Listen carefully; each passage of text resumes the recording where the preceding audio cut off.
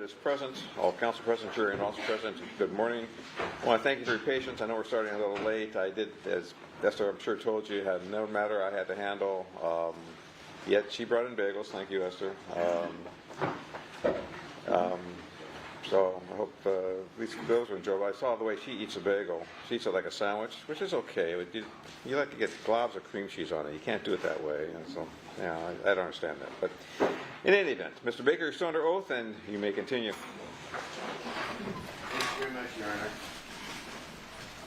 Good morning, Mr. Baker. Good morning. We broke off yesterday. I believe you were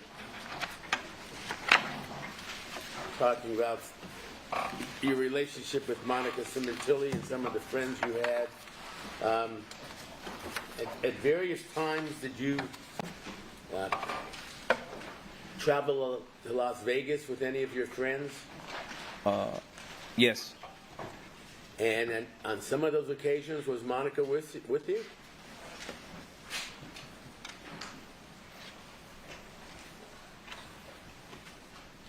No, I think she just went with me when we went. That's what I'm talking about. Oh, just with me, yeah. You? Yeah, just with me, no. Okay. I thought you meant with friends. But we've shown photographs of you with her and friends of yours, Ray, Susan, Von Ray, and so forth. Did you have social gatherings with her and them at the in Las Vegas? Yes. Was this, as far as you know, not known to her husband or family? Correct. Okay. How many times would you say you went to Las Vegas with her? I think just twice. Who paid for it?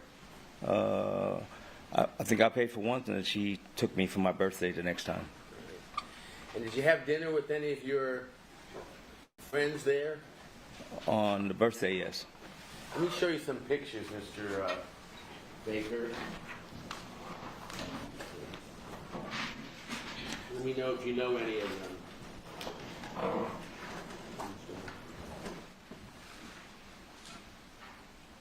This is Exhibit 62. Do you know that individual? I do. Who is that? It's Sheila. You know her last name? It's a weird last name. Salida, Selena, something like that. Okay. And did Sheila have a boyfriend or husband? She had a boyfriend. And now I'm showing you another picture of a male. Do you know who that is? Yeah, it's Ricardo. Okay. Is that her husband? That was the guy she was dating. Okay. And did you ever see them in Las Vegas? Yes. With Yes. With Monica? Yes. Was there any conversation with them about you and Monica, about you marrying her or going off with her or anything like that? It was brought up. Who brought it up? That I don't remember. It may have been them probably because they were into that kind of thing. And what was your response? I was kind of paying attention and just listening, and I could tell that Monica didn't want to really talk about it, so I stayed away from it. Okay. Did you ever tell any of them that you planned to run off with Monica or kill her husband or anything like that? No, nothing like that. When did you first think in your mind, or start planning, if you would, that you might intend to kill Monica Sementilli's husband, Fabio? It was kind of an abstract idea. I don't know, like in middle of 16, but it wasn't even really a serious thought. It was just like what if it comes to this type of thing in my head? What if it comes to that type of thing? And I kind of blew it off. Okay. And at some point, I assume you started thinking about it again. Yeah, correct. Can you tell us approximately when that might have been? I don't know, maybe September, or, I don't know, August, I don't know. I don't know. I didn't think about that either, but it was like September, August. Okay. Did you share your plans or even thoughts with anybody else? No. It wasn't a plan that was etched in stone at all. You knew an individual by the name of Alfred Birdsong, is that right? Yes. And did you plan to kill Fabio Sementilli without Alfred Birdsong involved? Correct. Correct. Without him involved? Without him involved. Did you ever tell him about it? No. To your mind, as far as you were involved, when was he first advised that you had committed that murder, if you know? Did you ever tell him? I never told him anything directly. Okay. But you would see him in Las Vegas? Yes. Did you ever arrange some kind of a sexual threesome, if you would, between Mr. Birdsong and Monica and yourself? I didn't arrange anything. Do you know if that occurred? Not that I know. Not around me. It didn't. Do you know if they had sex together? Don't know that either. Okay. What about Mr. Austin? When did you tell me a little bit about? No sex with Mr. Austin. No. Okay. When did you first meet Mr. Austin? You mean in my life or when? What do you mean? Well, let's start briefly in your life. First time I met him, he was a baby. Okay. Did your families grow up together, basically? Yes. And that was what state? In North Carolina. Okay. Was he in the armed services as well? No. Did you have any kind of special relationship with Mr. Austin when he was growing up and you were growing up? Actually, I used to be best friends with his. I'm best friends with his father. Okay. So his father, what about your father? Was he friends with Mr. Austin's father or just you? Just me. Just me. And are you older than Mr. Austin? You mean his father? Age. His father? Well, the young one, Christopher. Oh yeah, by far. Father, I assume, was older than you. No, he was a year older than me. We went to school together. You and the father? Yeah. So did you have a special relationship? With me and the father? Yeah? Yes. Yeah. He's my best friend. Okay. And did that carry over to his son, Christopher? Yeah. Christopher have a special name for you? Unc. Unc? Yeah. Like uncle? Yeah. Short for uncle. And did you remain Unc and Unc to him for many years? Yes. When you came out to Los Angeles, did Mr. Austin, Christopher, follow you? Yeah, he did. So he was living in Los Angeles around the time you were? No, he came later afterwards. And when he came out to you, did your relationship continue? Yes. Did you work with him or assist him in getting work? Well, he worked with me. He helped me do what I needed to get done, and he also took a part-time job at the same time to gain extra money. What work did he do for you? He ran errands. He took care of things. He did the groundwork because most of the time I stayed in the office. I'm on the phone all day, so he did the stuff I couldn't do. He was like an assistant? Yeah. And did he remain in Los Angeles the entire time through the murder of Fabio Sementilli? No. He left in '08. He had to go take care of some family matters. And where did he go? He went to Alaska. And that's where he had his family?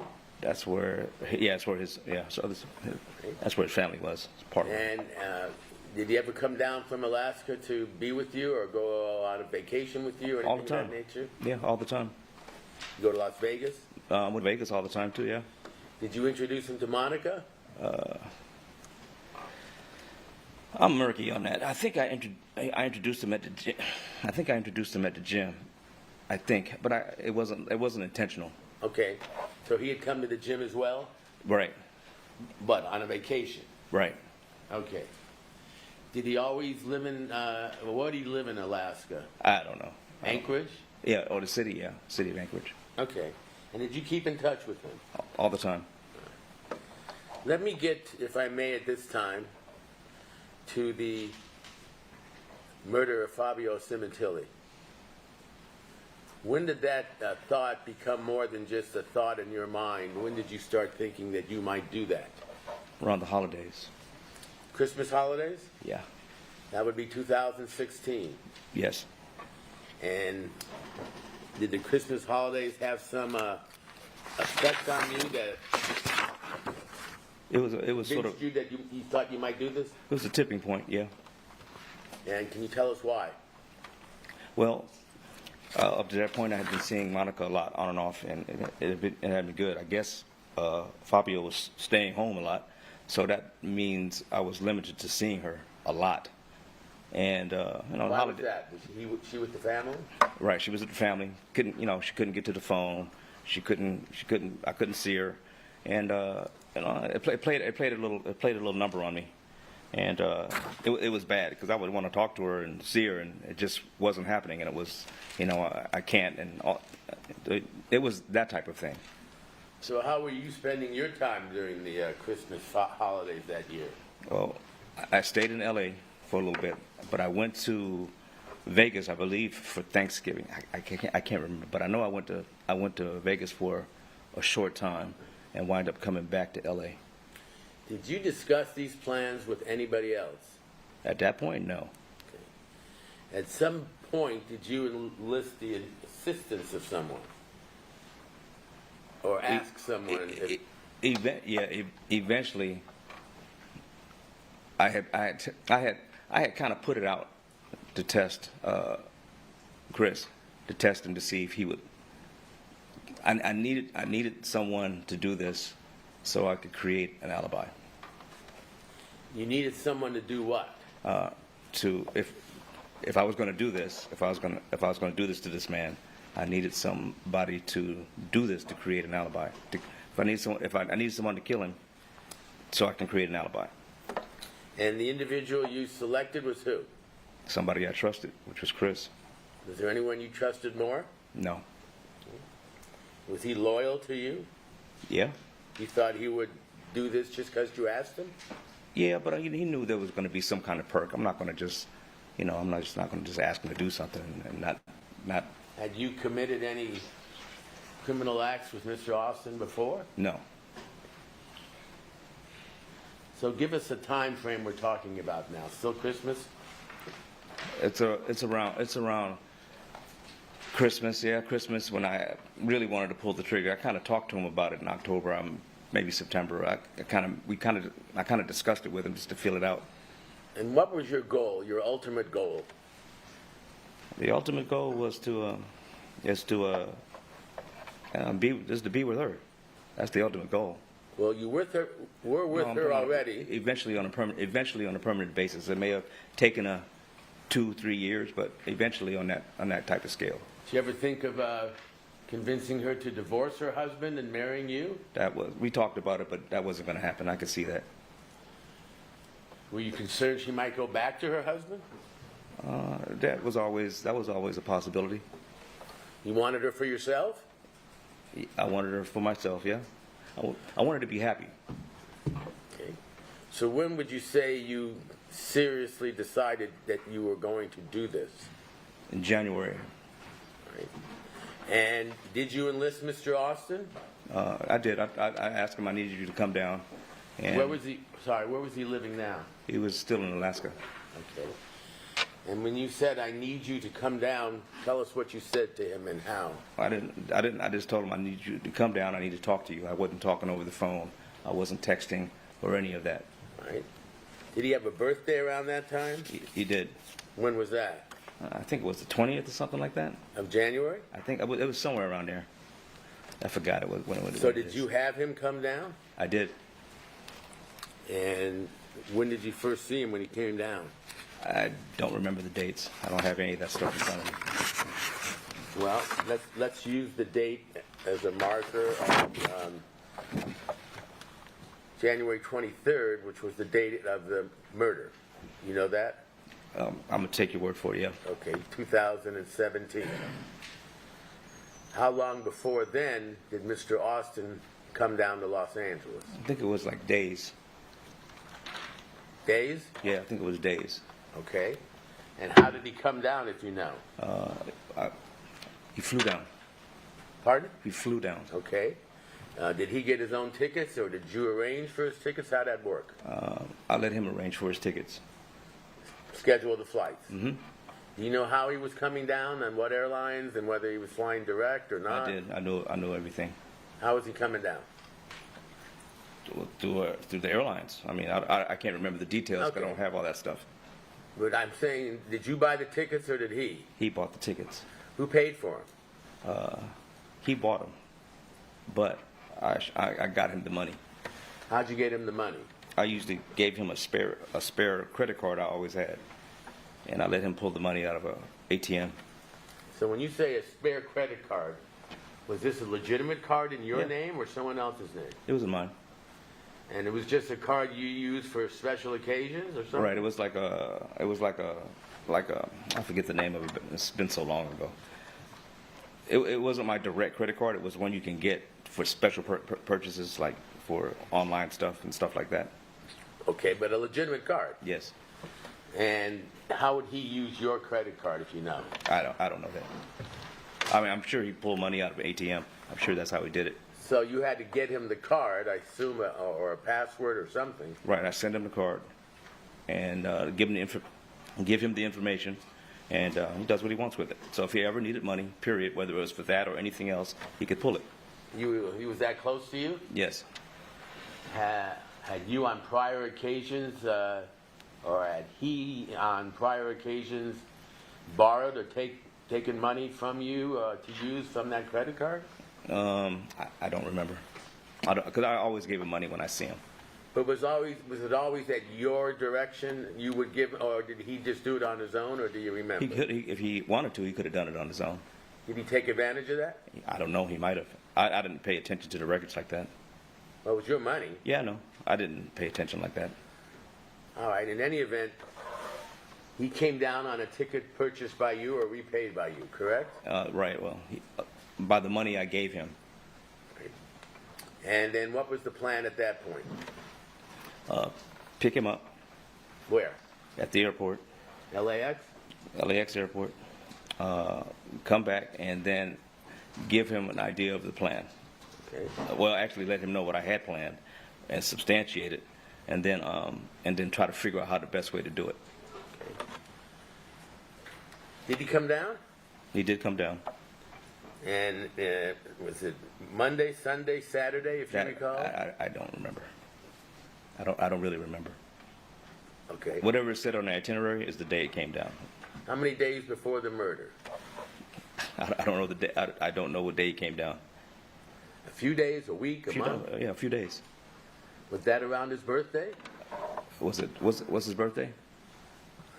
I don't know. I don't. Your Honor, to all of this is being speculative. It's overruled.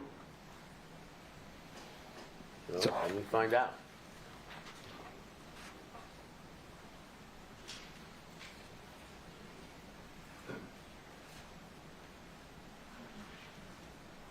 All right, the murder took place on January 24th. His birthday, Objection misstates the evidence. It does. 23rd, I'm sorry. January 23rd, his birthday, is it January 20th sound correct to you? Yeah, sounds right. Okay. So did he come down on the 20th? He was there on the 20th. Yeah. At the airport? He was already there at the 20th. I'm sure.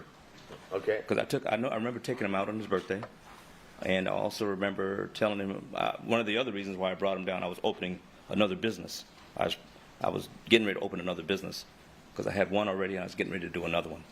Okay. So I was going to talk to him about that, about him coming down. Also, that was all part of it. It was the whole package, the whole thing. Did you pick him up? I did. Where'd you take him? I believe I went straight back to the house or to the apartment. Okay. And when did you first discuss with him what your intentions were? When I was bringing him from the airport to the apartment, because it was safe to talk into with the truck. It was safer to talk about it. Okay, what'd you tell him? I just basically said I said I think I want to go ahead and get this thing going. I told him because actually I thought about it. We had talked that if I ever needed you for something like this, I might need you. And he said, just whenever you need me, Unc, that type of thing. So I said I might need you for something like this, and it would be. It was regarding this. I said I don't have a plan yet because I just need to get this done. And when you say get this done, what'd you tell him you wanted to get done? That I wanted to I needed to kill him. I wanted to get rid of this guy. I just told him I wanted to get rid of this guy. Did you tell him why? Yeah. I told him I wanted, I mean, he knew why, because I had told him when I had told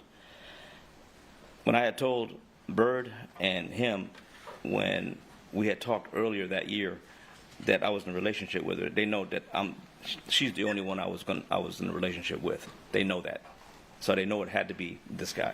He knew he had to be that guy. Austin. Yes, he knew that had been him because I was only seeing Monica. That was it. Now, he came down on the 22nd, the records show, of January. I don't know the dates because I don't have any of this information. But my question is, when did you tell him that you were going to kill Fabio Sementilli? For sure, it was whenever he arrived that day, whatever day that was. And when you told him that, what was his response? He was quiet. He just listened. He just listened. Did he agree? Did he say no? Did he say anything? No, he just listened. He didn't agree. He didn't say. He just listened. Okay. And what did you tell him, if anything, his role was going to be in the murder? Well, he knew that I couldn't be around. That was the general idea, that I couldn't be around in order to make this thing work the way I kind of wanted it to work. You needed an alibi? Yeah. So I couldn't be around. So he knew that he would have to pull this thing off, and I would try to figure this out during that time span. Right. How was he supposed to kill Fabio Sementilli? Well, a gun was out of the question because it's too loud. And figured the best way to use was a knife. What kind of knife was used? It's kind of a small one, maybe 8-inch knife. And whose knife was that? That one was the one I had. I've had the whole time. Is that the knife, or did you give the knife to him to use to kill Fabio Sementilli? Yes. When did you give it to him? The night we tried to put the plan into action was the night I actually gave it to him. Okay. But I've had the knife for a while. And did you have another knife? No, that was the only one I had for that time. Okay. He was staying at your house? Stayed in my apartment. Okay. What's the next thing that happened? I needed to figure out a time where he would be isolated, when Fabio would be isolated. So I needed to know a time. Were you in communication with Monica during this time period? Regarding this, no, but I'm always talking to Monica, especially if he's moving around. She usually calls me or texts me, hey, I got a few minutes just to say hello, that type of thing. Did you use that to try to determine where Fabio was? I always did that. Did you stalk her? Did I stalk her? Yeah. I don't know. What does that mean? Well, were you always driving around her or knowing where she was or trying to find out? No, nothing like that. But would she tell you where Fabio was each day? Well, if she's texting me or calling me, that means that she has free time. So she would always tell me, I'm by myself or whatever the case may be. Would she do that on Viber or regular text message? It was always Viber. Always Viber? Yeah, we always Viber. We always Vibe. So you have Mr. Austin down. He's going to assist you. Did he know? Did you tell him he was going to do it alone and you were going to create an alibi for yourself? He knew that. Did he ever refuse? No. You never got up and just left, went away? No. Well, no. What's the next thing that happened? Where do we leave off at? I'm lost. Well, at the apartment, right? You're at the apartment. Was the plan put into effect? Well, again, waited for an opportunity. Okay, did that opportunity come? The opportunity came in the form of text, how you doing, babe, or something like that. And it was usually when that happens, either he's getting ready to go somewhere or he's gone already, because she's never going to text me or call me usually if he's around or he's in the house. It's never going to happen. All right. So what did you find out about his whereabouts? She said he's getting ready to go. He's getting ready to go pick up some some Chinese food or something like that, Asian food. So Had you known him from her to do that before? we'll go where? Pick up Chinese food? Oh yeah. Well, she says they go to 2 different places. It was one place. There was 2 places on Ventura that they always go to. What were their names, if you remember? I just know where one of them is. I just know where they are. I don't exactly know their names. Where are they? One is like in Encino, and the other one is in like near Woodland Hills. Off of. It's weird because I just know where they are. I just don't know their addresses. It's been 8 years. I don't know where any of this stuff is anymore. Okay. And which one did she say he was going to go to? The one closer to Encino. Okay. Well, they live in Tarzana. Who lives in Tarzana? The Sementillis. Oh, I thought they lived in Woodland Hills. I don't know. I just know again. You know streets? Huh? You know streets? Do I know the streets? Yeah. Well, Ventura Boulevard. yeah, I know that the main one. It's like when you go a certain route the same way over and over again. You tend to know the way, but don't know the addresses sometimes. That was one of those things. So did you end up going to the restaurant where she said he was going to be? Exactly. Did you tell her what you were going to do? Well, she didn't tell me where she didn't tell me where he was going to be. She just mentioned where he was going, and so I had to get there. And she said he's getting ready to pick it up. He was getting ready to go there. So we were already kind of ready to go, based on if anything came up. All right. Did you tell her what you were going to do? No. You just wanted to see her. That day, no. I don't want to see her that day at all. This was nighttime. Okay. So this is how you found out where he was going to be. Correct. Did you have Mr. Austin with you? Yes. Did you go there? I did. My plan was, because he was ready, and the plan was to drop him off. Mr. Austin? Yep. And I'm leaving phones. I'm leaving phones at the apartment.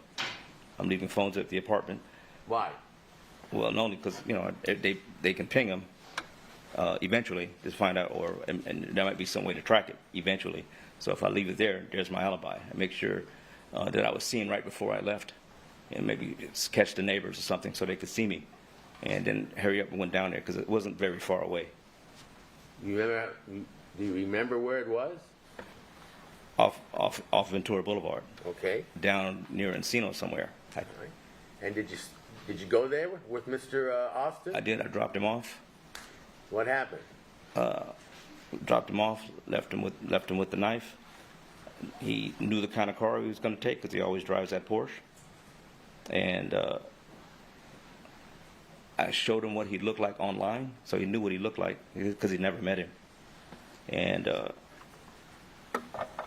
then after that, he said he's going to just basically said he was going to get it done, and I rolled away to make sure I stayed out of view of cameras and stuff like that best I could. So were you able to see where he went or what he did? No. He was going to kill Fabio Sementilli. Well, that was the thought. All right. Did he come back? He came back. No, he called me because we had burner phones. He told me where he was. Where was he?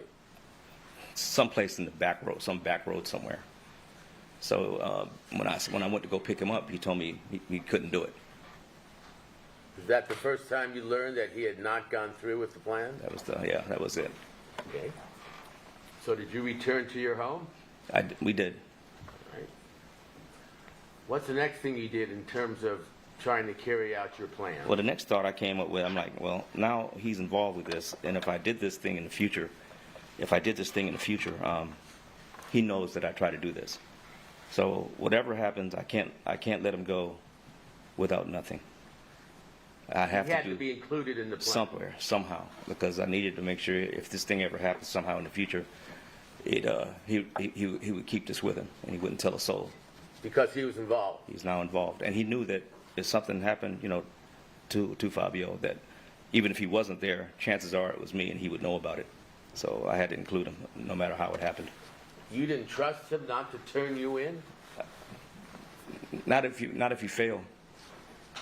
Okay. So, did he stay overnight? He stayed overnight. He stayed until the next opportunity came, because I knew I had a couple of days before he would go back to Alaska. Now, mind you, I did talk to him about the other stuff too, about the business stuff. because that was part of it also.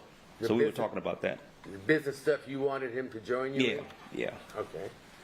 So when did the next opportunity come? That, I guess the 23rd would be the day, would be the next opportunity. It came up again. Next day? Was it the next day? No, I think it was like 2 days later or something like that. Do you have a clear memory 8 years later now of the dates and the times and so forth? No, not really. I just know what happened for the most part. I'm not clear on the dates. I just know the 23rd, which you guys tell me. Okay. And how did that play out? So on the 23rd, Did you know what day of the week, or remember what day of the week that was? I believe it was a Monday. Okay, I so believe it was a a Monday. work day. Yeah, it was a work day. I believe it was a Monday. Okay. I'm pretty sure. And did you find out anything that day about Fabio? Well, yes, I did. What?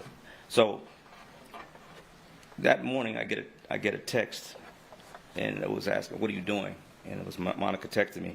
And I'm like, she goes, "I got a little bit of time. I'm going to the gym. I got some time to go to the gym." So she goes, "You want to get some racquetball in?"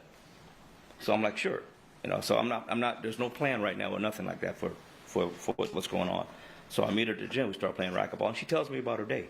And she always does that. She tells me about her day all the time. It was a ritual. And she was just saying that she was going to go, if I remember right, she was going to go buy food, go take her daughter, or pick her daughter up from school. Pick her daughter up from school later that night or that evening, and just let me know her day. So in my mind, I'm listening to everything as she's telling me her day, and I'm kind of putting together that. Let's back up a little bit more. So during this time frame, I'm going to interject. At this point, it's a narrative. It is. All right, tell me the next thing that happened after you found out that she was going to be out of the house. Did you know where Fabio was?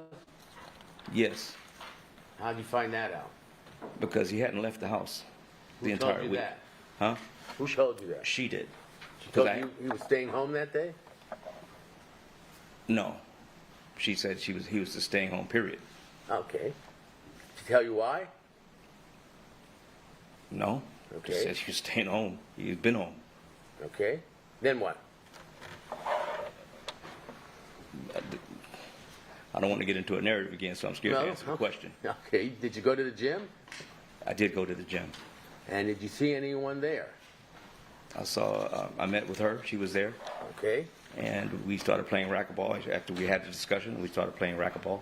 Did you tell her anything about the plans you had to kill her husband? Absolutely not. Where was Mr. Austin? He was in the apartment. Waiting. Yes. Did you play racquetball with Monica? Him to play racquetball? No, just No, me. did you? Yeah, I did. Okay. Did anything happen unusual while you were playing? Yes. Can you tell us? Well, she usually hits me all the time when we play racquetball. On purpose? No, she just hits me because she was just learning, so I'm getting hit all the time. And she hit me with the ball and all kind of stuff. That day, she hit me with a racket and injured me Where'd she hit you? in my hand. Okay. How bad was it? It hurt. It hurt bad. It hurt enough to bleed. It bled a lot. Did you let anybody know there at the racquetball place that you had been injured? No, I wasn't paying attention. I wasn't paying attention. I mean, they might have saw it. I wasn't paying attention. Did you continue playing or did you stop? I stopped. Try to lick my wound, so to speak. Okay. Put a Band-Aid on? Yeah, after I stopped the bleeding, I did. Okay. And how long were you there about at the LA Fitness then? It wasn't that long because she said she didn't have that much time. She had to get back home. Okay. Did you split up then? Yeah, she went. She left. She went home. Did she tell you she was going home? Yeah, she had errands to run. All right. Did she tell you what errands and when she was going? Which she usually did. Yes. All right. Where did you go after the racquetball court? Me, I went back.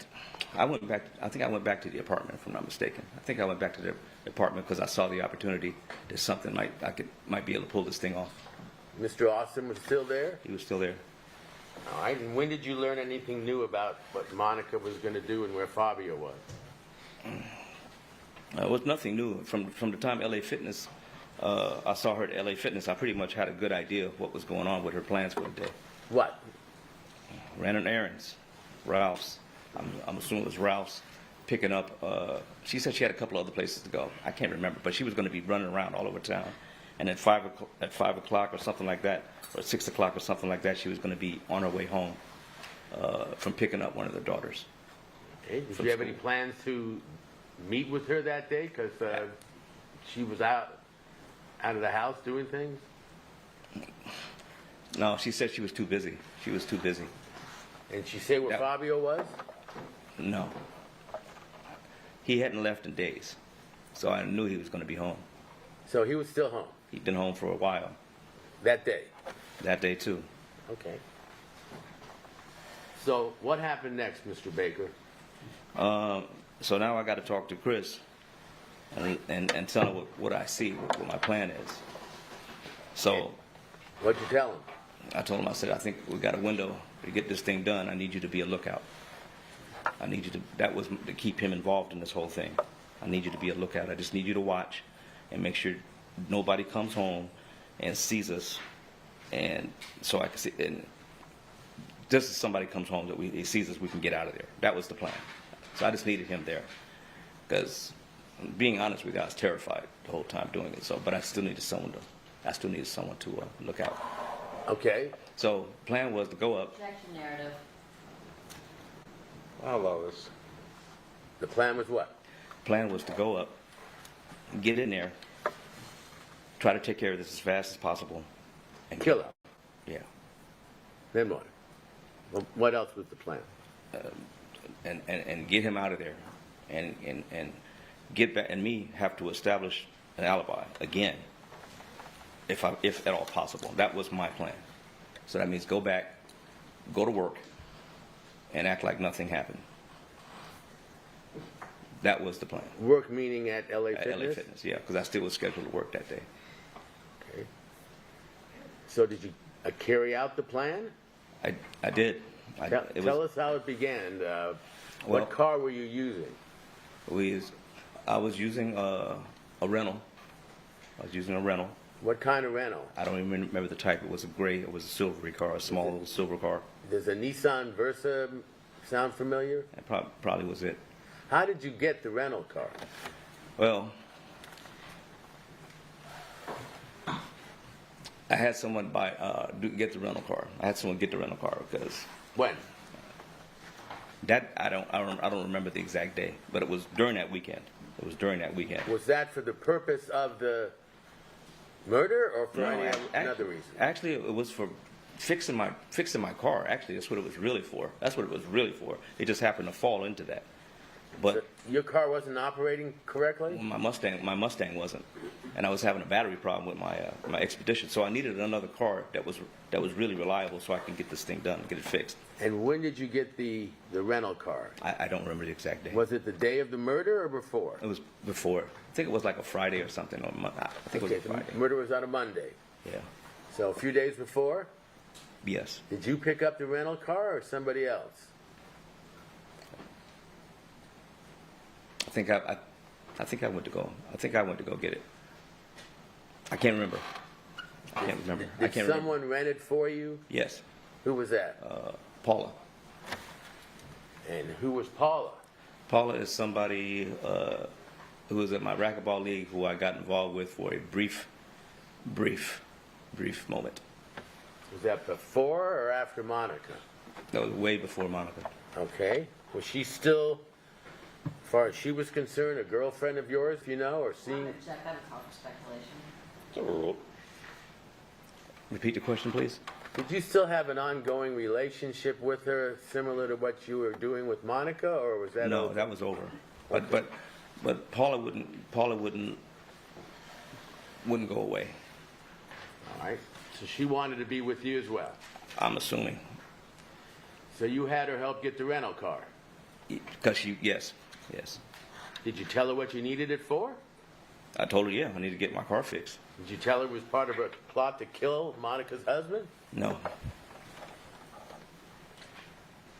So what did she do? Drop it off? No, I dropped the car off after it was done. How did you get it to begin with? I think I remember going with her to pick it up, but I drove off with it. Do you remember where? It was on Enterprise. But yeah, I know where it is. I don't know exactly where it was. Well, was it in the valley near your Yeah, home? Valley. Yeah, it was close by. And what'd you do with your Mustang? You say you were driving at that time? It was still parked in my garage. Okay. That's right. She had to pick me up. That's right. Now I remember. So what day is this, if you recall, Mr. Baker, in relation to the murder? I think it was on a Friday, if I'm not mistaken. Okay. So Friday, Saturday, Sunday, Monday, you're driving the rental car Right. instead of your Mustang. Well, yes. Eventually, I got it fixed, so I drove all the cars through the weekend. Okay. What car did you pick Mr. Austin up at the airport? My Expedition. Okay. Is that the one that you needed to get fixed? Yeah, I needed to fix that. There was a battery problem with it. So when did you take your Expedition in to get fixed, if you did, before, and then change to the rental car? Do you remember that? Is that too long ago or what? I don't remember the day, but it was like the next day. Okay. So now we're on a Monday when Fabio Sementilli is home and she's off doing errands, right? Okay. What about her kids? Did you know where her daughters were?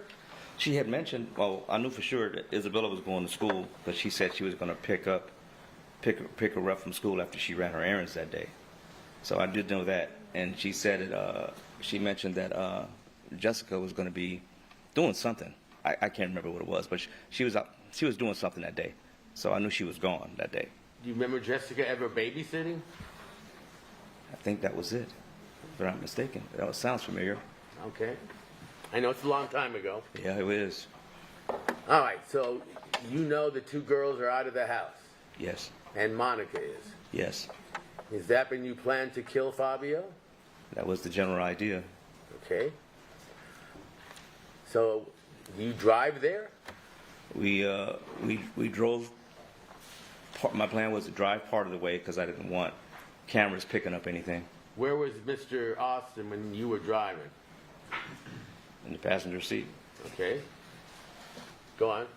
Okay, so found a spot where the car was kind of out the way, and I told him we were going to jog up to the house. Was he ever in the trunk? Oh, that was way before that. That was way before that. Does the car even have a trunk or a hatchback or what? The back seat folds in the back, and I told him because I really didn't want no one seeing him the whole time he was there. I didn't want no one to identify nothing about him because I wanted him to go home in peace. So I told him, You're trying to protect him? Yes. So I didn't put him in the trunk. So I told him to get in the back seat because when we pull out of my garage, somebody may see him. So I don't want no one to see him at all. So I said, just go to the back seat. And somebody came through the garage. And I'm trying to remember how this went down. And then I said, just get in the back so they can't see you. Just pull the seat down and go through in the trunk. And that's how we wound up in the trunk. Well, is it a trunk or what? A hatchback or what? It was a sedan. It's a sedan, but the back seat folds down. So was he lying on the back seat after it folded down? Yeah. And then eventually I had him come to the front seat when we got out of the area where it was congested with people. Okay. Did you know where Monica Sementilli lived with her husband and 2 children? Yes. How did you know that? I had been there a couple times before. Okay. So where did you drive? Did you drive or did Mr. Austin? I drove the entire time. Okay. And where did you drive? I drove to an off spot in some neighborhood. I don't know the street.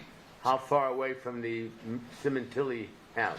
Too far. It was a distance because I was tired when I got there. Was that intentional that you parked that far away or not? It was. Okay. And the purpose was? To not identify the car or us Okay. as best as possible. How were you dressed?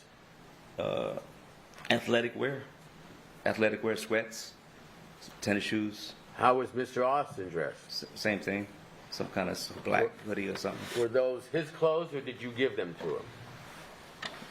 Some were his and some I gave him. What about your facial area? Did you do anything to mask that? Hoodies. For Hoodies. both of you? Yeah, hoodies to cover up. Just in case anything got picked up. So you drove to a location. Yes. Do you remember where that location was? No, I don't. Then what'd you do next? Got out the car. Did you have your hoodies on? When we started getting to congested areas, we put our hoodies on, like we're jogging, like we're working out, like it was a workout. Did you know where to go? I knew where to go, yeah, I knew where to go. Did Mr. Austin know where to go? No. So he doesn't was know. following you. Yeah, he doesn't know where to go. Did either of you have a knife? I had the knife.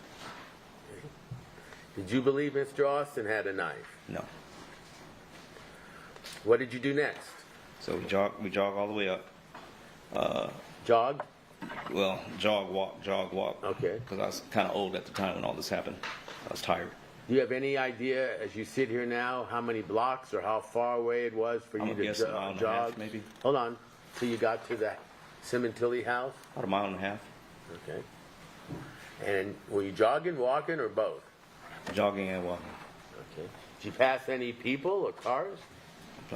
Passed plenty of cars, plenty of people. And what did you do? Try not to be recognized. Just keep jogging? Keep jogging. Do you remember at all, Mr. Baker, the route that you took or the streets that you took to get to the Sementilli house? The only part I remember is going through the main street where it leads up to the house. There's just like one. The other way, I don't remember exactly. It was some back way. I was trying to avoid the ways I normally drive and go. Well, did you come up the main street they lived on? Yes. You had been there before. Yes. Certainly the night that you slept over and were drunk that night. That you was one of remember? them. Okay. So you arrive at the house, and what do? How do you get in? Well, go through the side. There's a side door, a side entrance. It's usually open.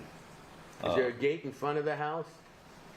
There is a gate. It's open most of the time. Was it open that day? I think so. Yeah. So how did you It was open. enter the house? Through the back. And when you say the back, can we have a... I'll ask you some questions, and then Mr. Babbage is going to get a photograph of the house area. So you go around to the back with Mr. Austin, Correct. and how do you get into the house? Well, you tell me what you did next. Go to the back, approaching the house to make sure that I don't run into him.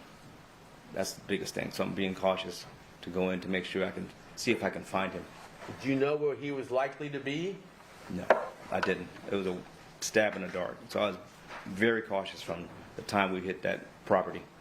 You didn't know you would be outside? Exactly. So if he was outside, we'd have kept on running. So kept on, approached cautiously, looked to make sure that nobody was around, nobody was looking, see if there's anybody outside. No one. Did you see anybody outside? No. Okay, did you get in the house? Did get in the house through the back door. Okay, I'm going to show you some photographs, Mr. Austin, Mr. Baker, and see if you recognize any of these. This is Exhibit 9, number 7. That's an aerial view of the Sementilli house. You recognize that at all? Not from the top, but I know I got the arrangement of the house. I see it now. This is the pool area, and that's the patio area. I'm sorry, here's the patio area. I see it. Pool area. Got you. That's the street. Right there. See the street here? Yep. So how did you go? Can you show us how you went? Well, let me give you maybe a better view to begin with. Okay, well, this looks different. Page 8 of Exhibit 9. Do you recognize that as being the front of the house? Yeah, barely. I remember though. Okay, now long if time you're ago. jogging up the street, can you point and show us? You cannot. You cannot. Okay. Well, let me try to help you. You tell me if I'm right or wrong. Are you coming from this direction? Correct. Okay. Right there, make a left. Now this is the gate to the driveway leading into the house. Was it open? Yes. Okay. You go up here, there's a front door to the left or the center, and then there's a way to get around the house that way. And that's Which the way way. did you use to get into the house? The way you just said, around to the back. Went around. Yeah. And this is Exhibit 9, page 13, and this shows the back area of the house. Did you go through one of? Did you go through one of these sliding doors to Do get I in? object to the leading? It's a rule. Do you remember whether you went into one of those sliding doors? There's a sliding door. We went through one of those sliding doors. I can't tell which one is which. Usually Okay. this way. But did you get into the house? Yes. You and Mr. Austin. Yes. Where'd you go? Went inside the house and went to the bedroom. Anybody in the bedroom? Nobody's in the bedroom because it's very, very cautious. Before we even went in, we had to make sure everything was. I had to make sure everything was clear. Then where did you go? Then slowly try to spread out, and I told him, I said, "Follow me, stay quiet." And I needed him to go to the front to watch the front, to watch the front area to make sure that if anybody came home, we could get out of there. Did he do that? Yes, he did. Where did you go? I went the other way slowly and started trying to see if I can see him. Did and you find see him? Eventually, I did. Where? He was sitting at the patio. Okay. And what was he doing on the patio? He was on the phone, and he was looking at paperwork or looking at some kind of paper or something. Was he in some kind of chair or couch or anything, or was Yeah, he he was standing sitting. up? He was sitting. All right. And how would you get to him if you wanted to get to him at that point? That was kind of the problem. I was trying to figure that out. So I figured the best way to do it is either go to the side or go directly through the kitchen. What did you choose? I had to go. I decided to go to the kitchen, but I had to wait. All right. Now, after you decided that, what happened with Mr. Austin? He was still at the front, as far as I know. He was still at the front, but I'm sure he was moving around, looking around, because I know he was nervous as hell. Well, did he ever come to your location before you went to kill Mr. Sementilli? He came to check to see what was going on. Yeah, he came to check Okay, so now he's with you. for a moment. Okay. What's the next thing you do? I'm just trying to figure out how I'm going to do this. Well, you had your knife, right? Yes. So I'm still trying to figure this out. I'm actually, I kind of want to leave. But I know I can't. Well, you could have, but you didn't. Yeah, Okay, but I couldn't. isn't I that right? couldn't. Yes. So what do you end up doing? So I wound up going through the kitchen. Now, where was Mr. Austin when you went through the kitchen? I don't know where he was. I wasn't looking for him. I was concentrating on what I needed to do. Was it your intent to have him physically help you kill Mr. Sementilli? No, he was the lookout. I didn't need him for that.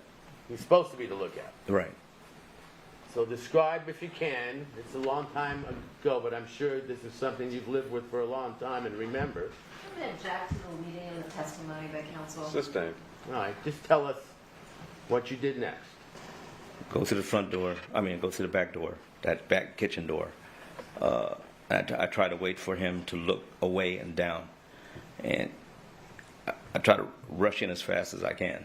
Did he appear initially to see you? Oh, he saw me. He did what he was supposed to do. He was trying to protect his house and home, protect his family and his home. Because What did he do? He got up real quick, and he grabbed me by my hoodie and grabbed my left hand at the same time. And I'm struggling with him, and I'm trying to get away from him. He's a pretty big guy. Then what? And and I just kind of, I said to myself, I need to get him off me. I need to cut him. I just need to cut him. Did you cut him? I took one stab to get him to let go of me. He let go, and I just kind of blacked out and just tried to get him off me, and just kept cutting until he stopped, until he got off me. You were in the armed services, correct? Correct. Did you know the most vulnerable places on a person's body or neck to cut them to achieve the quickest death, if that was your goal? Been trained, I've been trained a little bit. Right. Did you stab them in those places? I know I stabbed him there, and just started cutting and stabbing wherever I could. Now, is he standing or sitting or what at that time? He's standing at that time. Did he ever fall back into the chair? I don't remember. I remember him backing away from me, and I was like, and I remember my hand was You're hurting. leaning back now on. I'm backing away from him, back after because I'm trying to back up because I'm kind of in a Okay. daze. Now, when are you aware, if ever, of where Mr. Austin is now? I still don't know where he's at. Well, tell me what happens next then. Okay, so I remember walking back into the kitchen. Well, how did you leave Mr. Sementilli? Where was he? He was still on the patio. In the chair? I Standing? Whatever. wasn't looking. I just glad he Why was off did you me. leave at that time? Did you know he was dead? No, I wasn't sure if he was dead or not. Why'd you leave? Because I knew he was cut, though. I knew he was cut. But your object was to kill him. Yeah, but in panic, you don't think about all that. You're not looking at vitals, and you're not looking to see all that when it's all going down. Did you ever see Mr. Austin stab him in the neck? No, I don't remember that.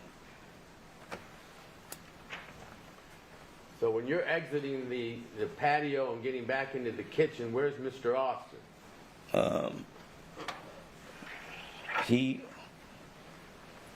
I don't notice him until I'm getting ready to walk and look around and see. I don't even notice. I'm kind of like in a daze because I'm actually hurt during that time frame. Also, I'm hurt. Where are you hurt? My hand was hurting because when he grabbed my hand, it hurt bad because he's a strong guy. Okay. So I'm looking. I'm saying to myself, "Damn, my hand is hurt." So what do you do next? Pull my glove off. And I see it bleeding again from what happened earlier in the day. It's hurting again. Okay. And the next thing I said to myself is, I need to make this thing look like a home invasion. That's the next thing that was the next priority on my list of getting this done, is to make it look like a home invasion. So in my mind is I need to start going through the house to make it look like it was a burglary. Did you do that? I started working on it right then and there, and that's when finally Chris came up to me, oh shit, you know, he was in panic mode too. He was in panic then too. He was, what we gonna do, Unc? What we gonna do? And I'm like, I said we need to make this thing look like a home invasion. But he went somewhere else. I don't know what he did. Did you tell him where to go? Let me back up. Did you have a plan as to how you were going to flee the residence after you killed them? The plan was to walk back down if possible, or run back down like we jogged in and jogged out. That was the plan. Okay, so tell me then what happened next. So, went to make it look like a home invasion. So I started going through stuff. Where was Mr. Austin then, as far as you knew? I didn't care where he was at the moment. Did you give him any directions as to where to go? No, because he doesn't know where anything's at. He has no idea where anything's at. So I just told him I did tell him to wait, just to wait over by the kitchen. And as soon as I finished making this thing look like what it is, a home invasion, we'd leave. So describe how you tried to make it look like a home invasion. I just pull out drawers Where? in the bedroom. Look for anything that's valuable. Did you find anything? Anything, jewelry box, like looking through stuff, like I'm looking for something, because I didn't expect to take anything because that wasn't my intention, but I had to make it look like that. So Did I took you take anything? clothes, jewelry, anything that looked like I might have brought something directly, I took, like if there was some clothes that belonged to me, I wanted that because I didn't want any residue from me being there. So if I had bought her some clothes, I tried to take whatever I could that might be obvious, that might be linked to me, her jewelry box, anything that belonged, that was shiny, that looked valuable. So I was just grabbing stuff, throwing stuff everywhere. Where were you putting it? I grabbed a pillowcase and put it in a pillowcase. Did you ever see a safe there?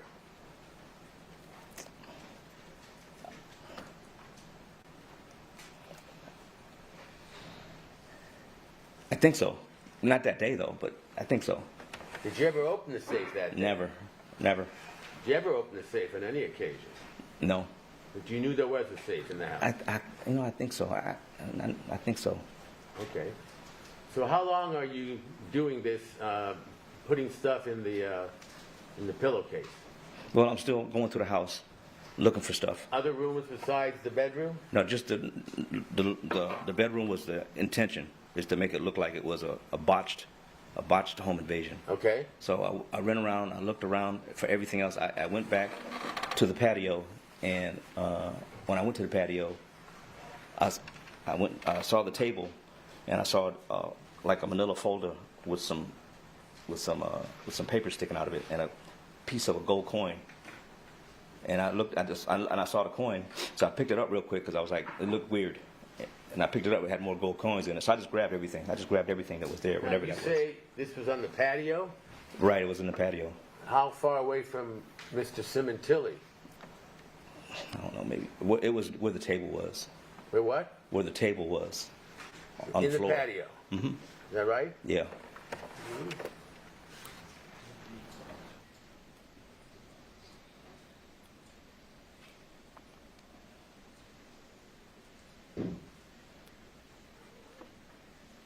How far were the gold coins from where Mr. Sementilli was now positioned? Well, I'm paying attention to the table and where the coins are, so I guess a few feet. So this is in the patio outside where he was murdered? Yes. Where he And- was sitting. Okay, is he sitting now in the chair? I'm not paying it. I don't remember. Well, to your mind, was he dead? I'm sure he was. I'm just, like I said, I don't know if he's dead or not. He could have been alive. I don't know. Well, was he in any way defending himself No, at no, that no, time? no. He was still, sure. Okay. He was still. And where was Mr. Austin? Was he still waiting there, or had he gone somewhere else, or what? He's probably in the kitchen area, or maybe, yeah, I think he's in the kitchen and he's looking out the front door still, trying to keep a lookout. All right, He's in and out too, because I know he's terrified. then what happened? I keep checking the house real quick because I know time is limited because I don't know exactly what time it is yet, and Did you know when she was going to be home?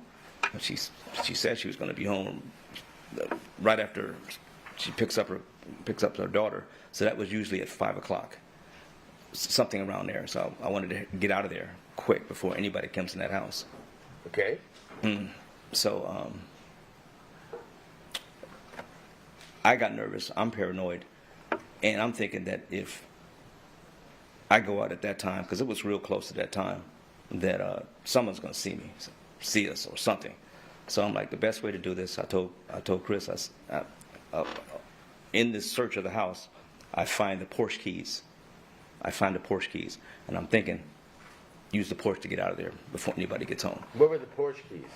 Where were they? Yeah. They were on the counter. Okay. They were on the counter in like in the kitchen area. Okay.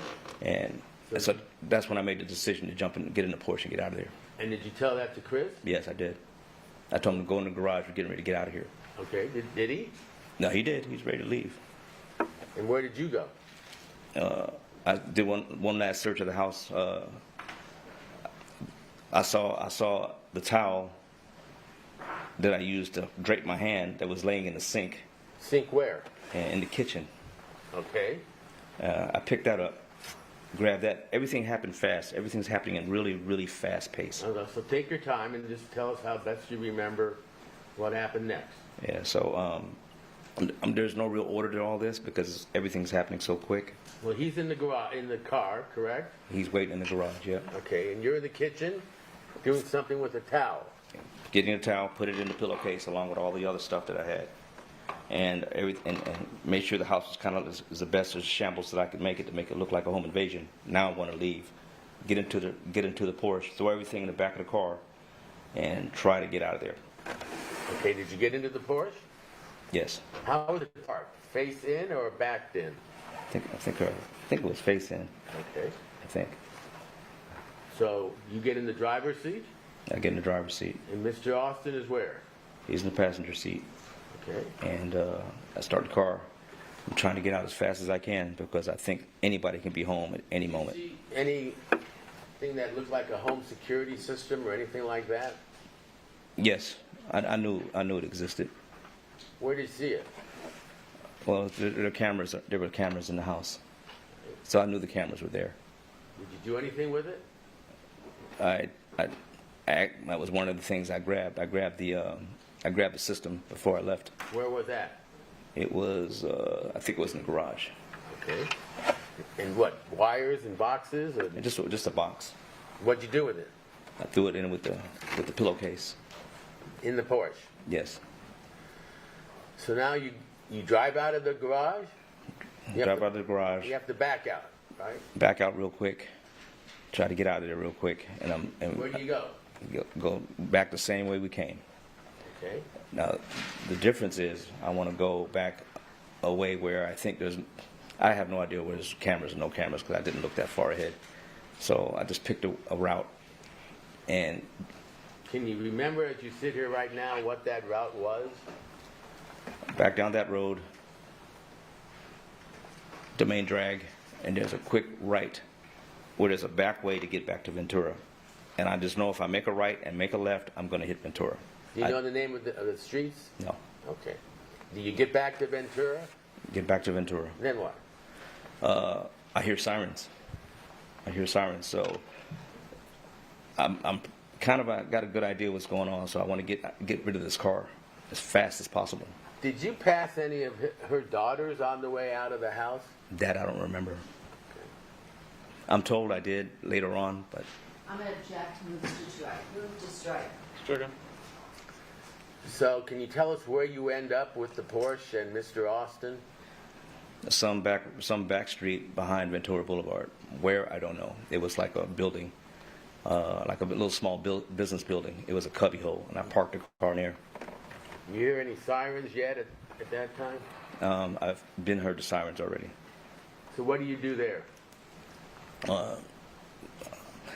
I take out the pillowcase, take that. I leave the I take the pillowcase, and I tell him, "You need to get out of here.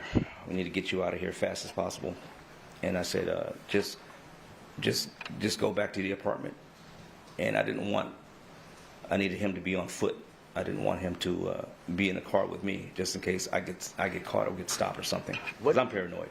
Did you do anything with your clothes? Not yet.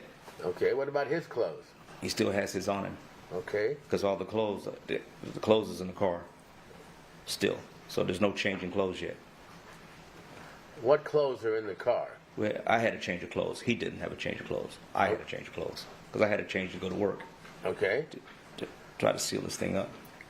So you're parked somewhere, and then what happens? So I leave the car. He takes off. And On foot? yeah, we actually both take off, now that I remember that. We both go together, and we go to the rental. We go to the car. We go to the car. What car?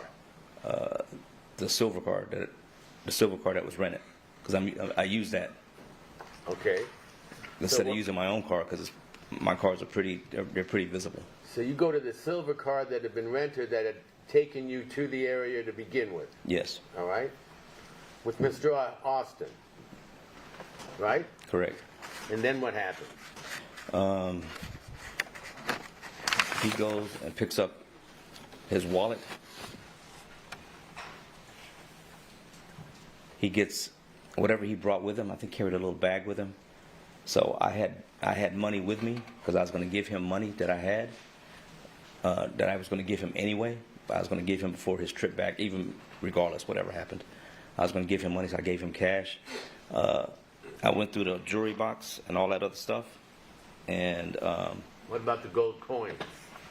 I'm gonna object to the leading. That's all right. so the gold coins didn't come till later because I was still in panic mode. So, Okay. So, So take us back now to you're at the car and you've given him some money? yeah. What about his clothes? And he, like I said, he had his clothes on that he had on with him. So, and I told him just to hurry up and get out here and go back to the house, go back to the apartment. Your house? Yes.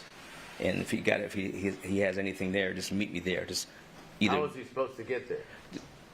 jog. I wanted him to jog. I didn't want him to be caught with me. All right.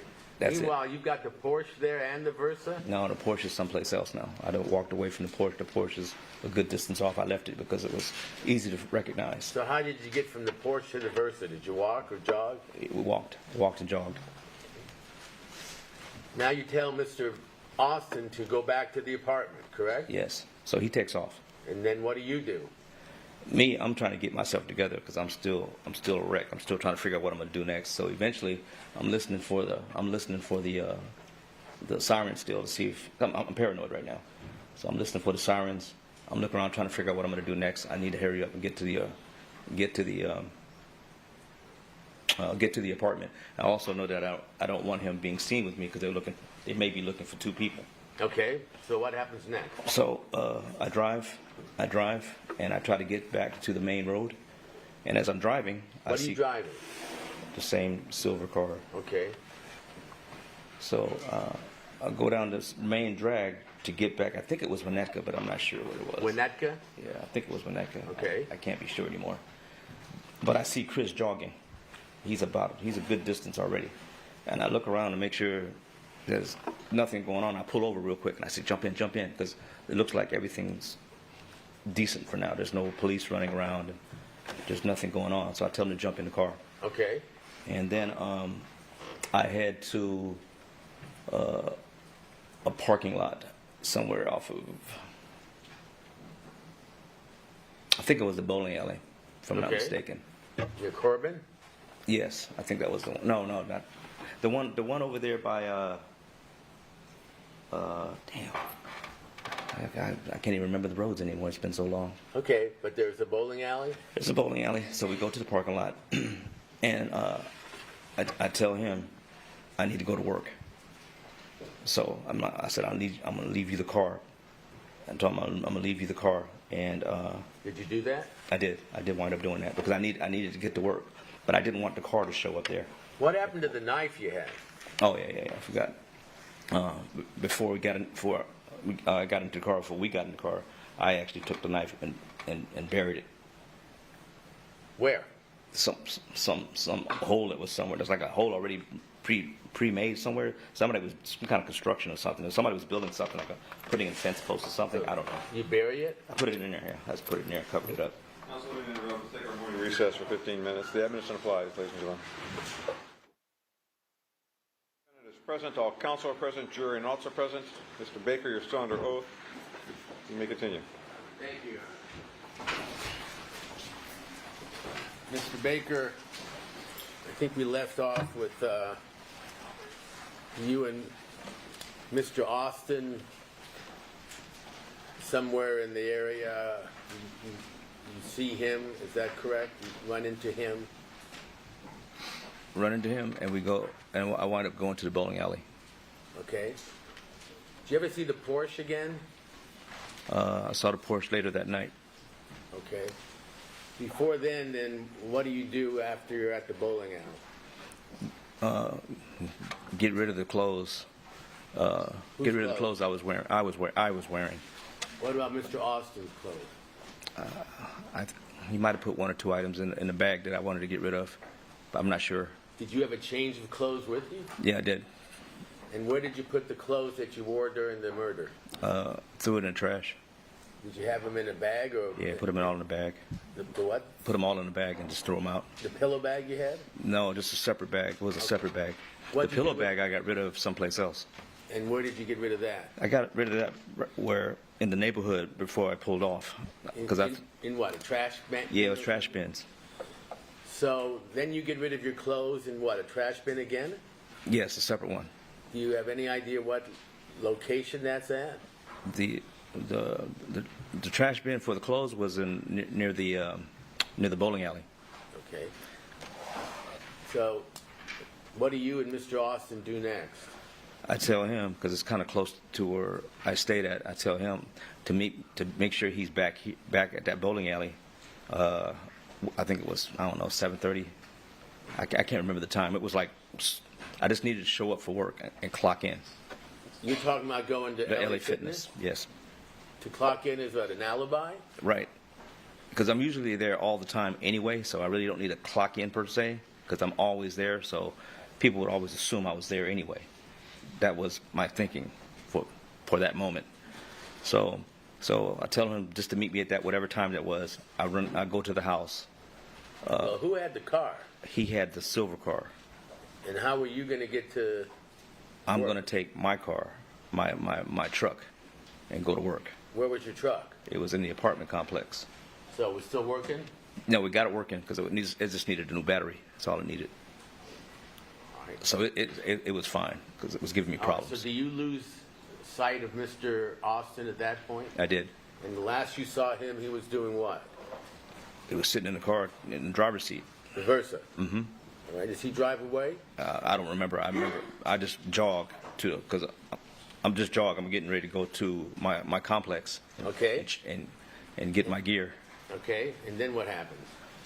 So I go get my gear, go to the job, check in, and when I go check in, I clock in, and that's when I hear a lot of people talking about that they just found out that this thing just happened. Do you have any idea what time of day or night this is? It's 6:30ish, 7. Okay. And what do you do next?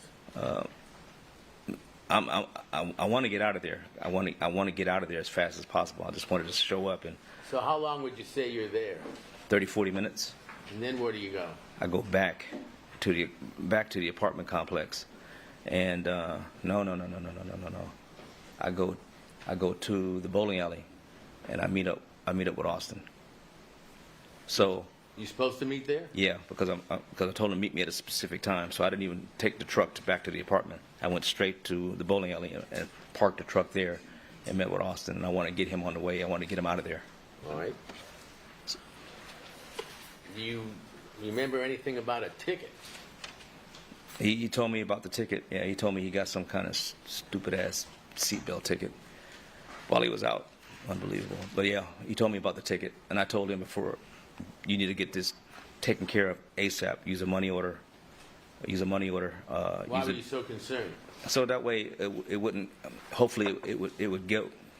I don't know how the system works. Hopefully it would get out the system as soon as it was paid off, and it wouldn't cause notice. That was the thought. I wanted to get You rid didn't of know it would take 3 or 4 years for them to find a ticket. Yeah, I didn't know, but I knew it would take a while.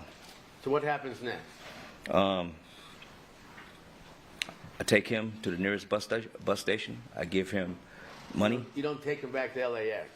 No, I take him to a bus station You know where the bus station was? somewhere in Van Nuys. It was like by the flyaway, near the flyaway. Is it one of those flyaway buses that go to the airport? It wasn't. I didn't take him exactly into that flyaway because I know there's cameras. So I took him away from there Was to he a bus supposed station. to go there? Yeah, I told him to get the flyaway or grab a cab. He had the money for it. So the last time you see him that day is where? At the bus station I drop him off at. Okay. And so he goes to LAX by himself. Yes. Now, when was he scheduled to return to Alaska? If you know. I believe it was either that morning or that next morning or the next day or something like that. And do you know when he, in fact, did fly back to Alaska? No. Where do you go next? I'm going to try to go back to the house or back to the apartment, and I'm going to try to get rid of everything that belongs to her that's in that house. Anything that belongs to Monica? Yes, Do you do that? I do. You ever see the Porsche again? I do. When? After I get rid of everything in the house that I wanted, I feel that the house is clean. What types of things are we talking Just about? clothes. Just clothes and stuff like that. That she kept at your house? Yeah, just clothes. Just a couple pieces of clothes and stuff like that. Anything that I think might track her to me, because I feel that, they're going to definitely look into her really hard. So I want to get rid of anything that shows we had a relationship. Is it your belief they know that you are having a relationship, or anyone knows? Or The only one who knows is just Ricky and Sheila. That's it, really. Okay. Everybody else know. But you don't know who Sheila's talked to or anything? No, I don't know anything like that yet. I have no idea. And you've been out socially with Monica for several months, right? Correct. Okay. So,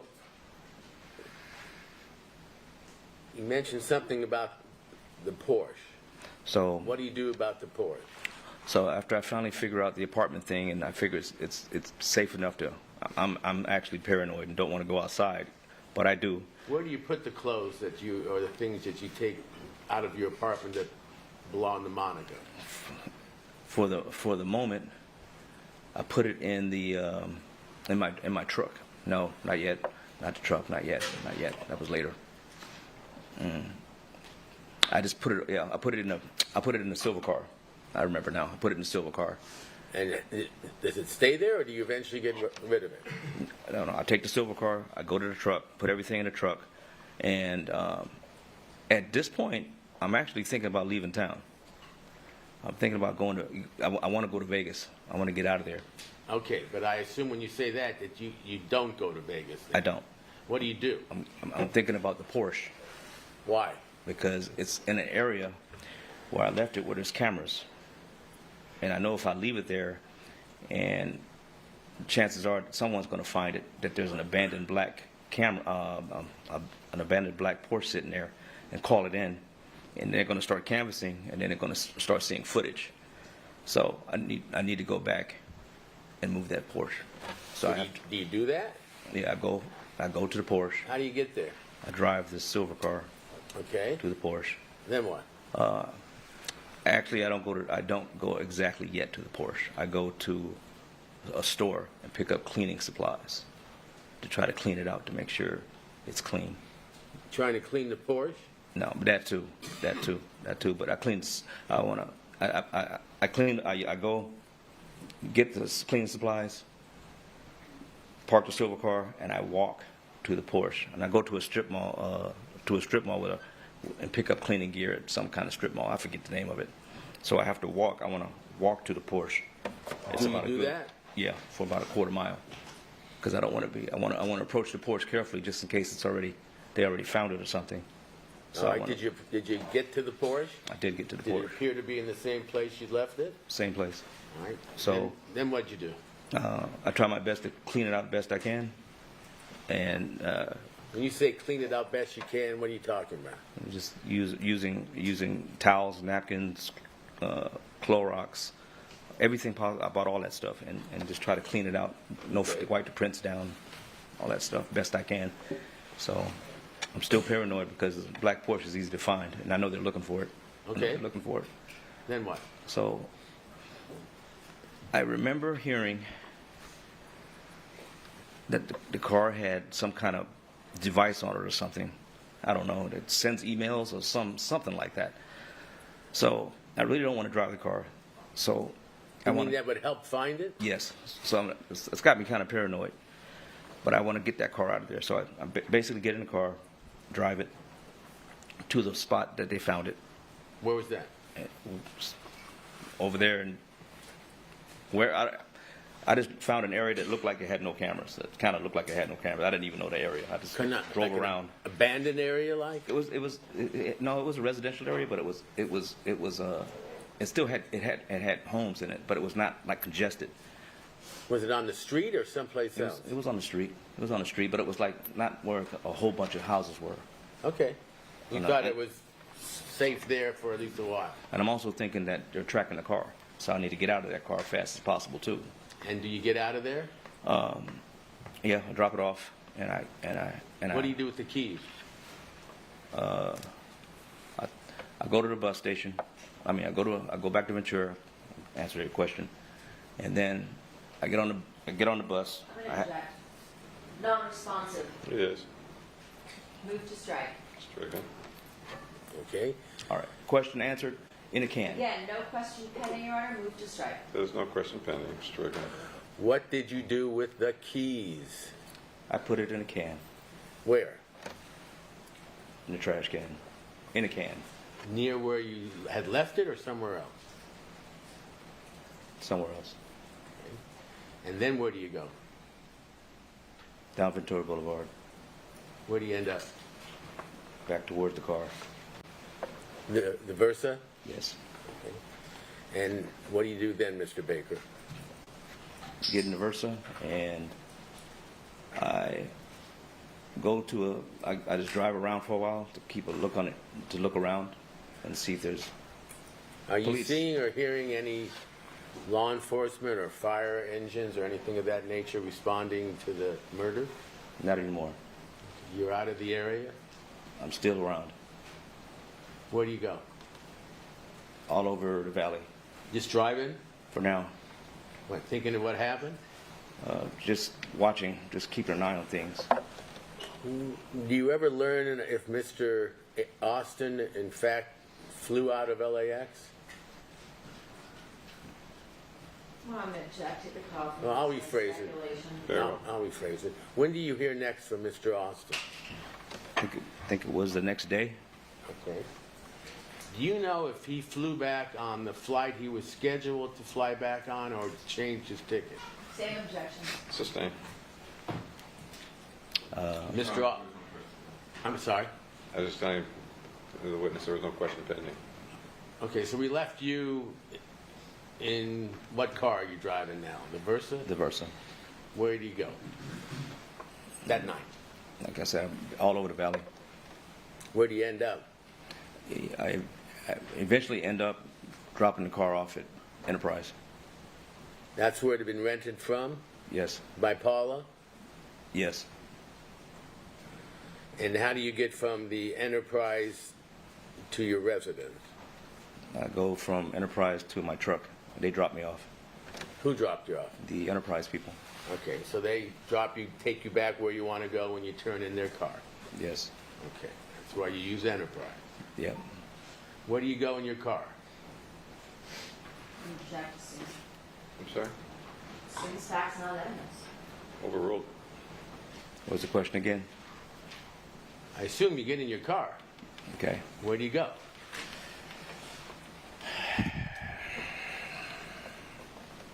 It's a long time ago, I understand. It is. Objection to counsel testifying. I want to ignore that. I wind up eventually in Vegas. Do you go straight to Vegas or stop anywhere else? No, let me back up. I didn't go to Vegas. I didn't. I still stuck around because I still had to work. I still had to work. I didn't go yet. So you go home? Yeah, I know. I don't go home. I'm kind of like in and out. I'm not going home yet because I'm still paranoid. So no, I'm not going home yet. Okay. And Where do you end up? I wind up staying in the car all day, paranoid. So until that night where I had to work again at the LA Fitness. So you go back to LA. Work, show up, go to work. You'd already been there once to establish the alibi. That was the day before. This is the next day we're talking about. Okay, so now we're on the next day. Tuesday? Right. Yes. Okay. You go to LA Fitness that day? That Tuesday. Normal day for you to work there? Yes, Do you work there? I do. When's the next time you see Monica? A long time. I don't see her for a while. Well, you learned that, obviously, and you knew that Fabio had been murdered, correct? Yes. Did you ever go to her house during any grieving period they were in? Yes. And can you tell us and tell the jury approximately how many days that was after the murder, if you remember? A couple of days, maybe a week. I don't remember offhand. Did you go with anybody? I went with a group A group from where? from the racquetball league. Okay, do you remember any of their names? I believe it was Ricky, Sheila, Paula, Matt. I think that was it. Okay. And why did you go with them to her house? I'm going to object that it seems facts not evidence. a rule. Say you went there. So why did I go is because they asked me to go because they said they knew that me and her were that she talks to me a lot, and And why were they going, if you know? because they wanted to go and pay their respects. But Okay. I didn't really want to go. I didn't want to go at all. Well, but you went. I did. And do you remember how you all got there, or at least how you got there? I didn't want to drive my car up there. I didn't want to have nothing to be seen up there, so I went with Matt. Matt Nurse? Yeah. Okay. Matt was driving. I asked, can I ride with him? And when you got to the house, were there a lot of people there? Yeah, there was a lot of people. Did it look like a gathering there to like a wake kind of thing? It was something like that, yeah. Okay. They had food there? I don't even remember that. Right. About how many people did you see there? 30, Right. 40, I'm assuming. Other than the co-workers you were with, did you recognize anybody else there besides Monica? I did not. Did you see Monica there? I did. And did you go over to her and talk to her? I tried to. Okay. Well, tell me what you did. First I looked, and I saw her, and I saw she was a total wreck. Okay. So it kind of, it messed me up really bad when I saw that. I never saw something like that Had you before. ever apologized to her in any way, or said you were sorry, or sent any message to her? Not that I remember. Not that I remember. I don't remember. You recall sending her a text message? I don't remember. Okay. Not during that time, no. I don't remember. You could have, but you don't remember. Yeah. But you saw her in person at the house. Yes. And what did you do with her, if anything? I wanted to talk to her. You know, 'cause, What did you do? I eventually approached her when I could because she was surrounded by a lot of people. And I wanted to find out why. I mean, I know why she was messed up like that. But I wanted to find out what the hell was going on with her. Like, you know, like is she losing it because of me doing this thing? You know, and that's what it was. I was just trying to see If you were responsible. yeah. But as far as you know, she didn't know that you did it. No. You didn't tell her, did you? No. How long did you stay there at the house? I don't know, maybe 15 minutes, 20 minutes. Not even that long, I don't think. And did you leave with the other people, or did you leave Yes. by yourself? I had to leave with Matt because I rode with him. All right. Did you have any interaction with any of her family, talking to you or looking at you in a funny way or anything like that? Only thing I remember was her mother. And what do you remember about her mother? Her mother just asking me who I was, and you know, and all, just being a mother. You know, Okay. Did you answer her?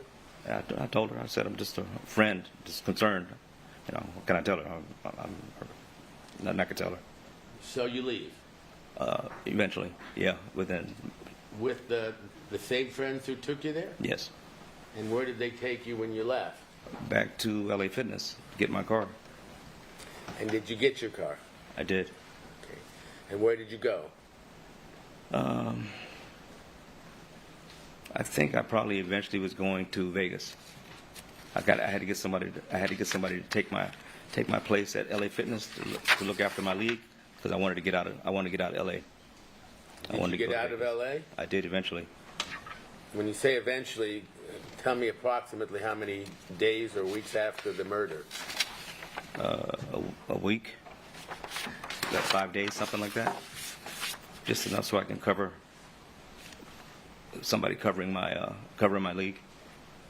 Okay. And what about Mr. Austin? When do you next hear from him, if you do? I think I heard from him the next day. He said he got in. Pardon? That he got in. Safely. Yes. Okay.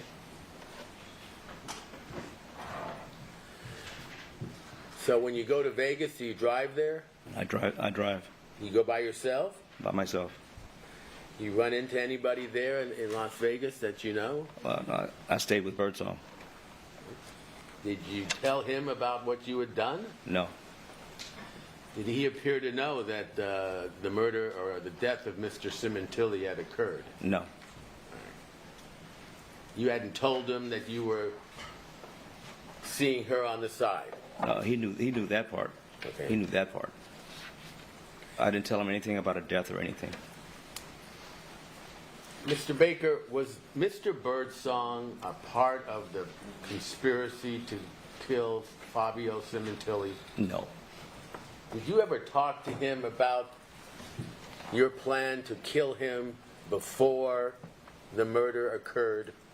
I never talked to Mr. Birdsong about a plan to kill Fabio.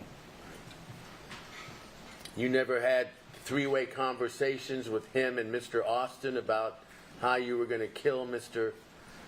Sementilli? No, At some point, do you become aware, or does Mr. Birdsong make you aware that he knows that Mr. Sementilli had been murdered? eventually I tell him that he died in a home invasion, Okay. but I don't tell him I did it. You ever tell him you did it? No, How long are you in Las Vegas then after the murder? my mind is reeling. Say that one more time. How long do you stay in Las Vegas Oh. after the murder? I think maybe a week. And do you have any contact with Monica? During that time, no. When's the next time after the murder that you have any contact with Monica? If you can recall. Weeks and weeks. Weeks. How did that occur? I don't even remember how many weeks it was, but it was quite a bit of time. I hit her with a text and basically asked, "Are you okay?" And did she respond to you? And she goes, basically, sort of, you like, I'm okay.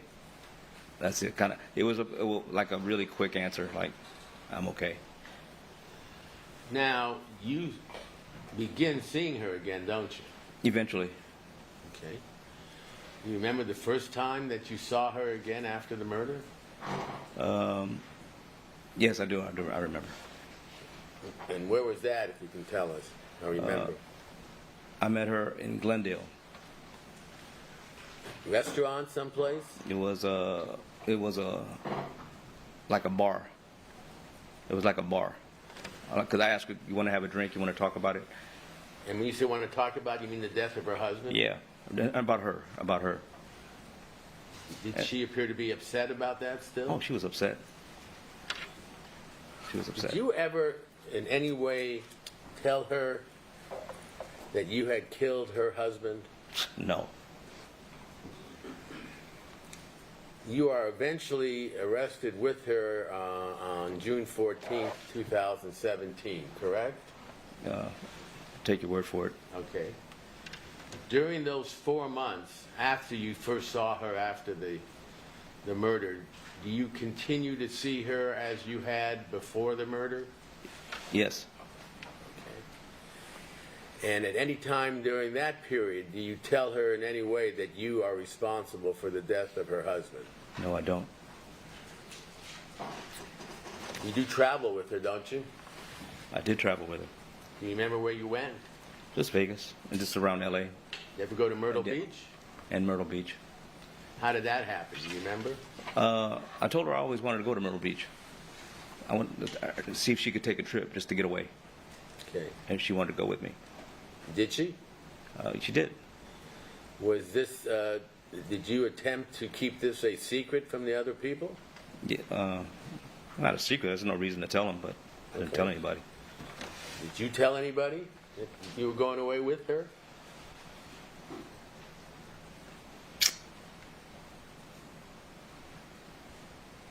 I think I don't remember. I might have.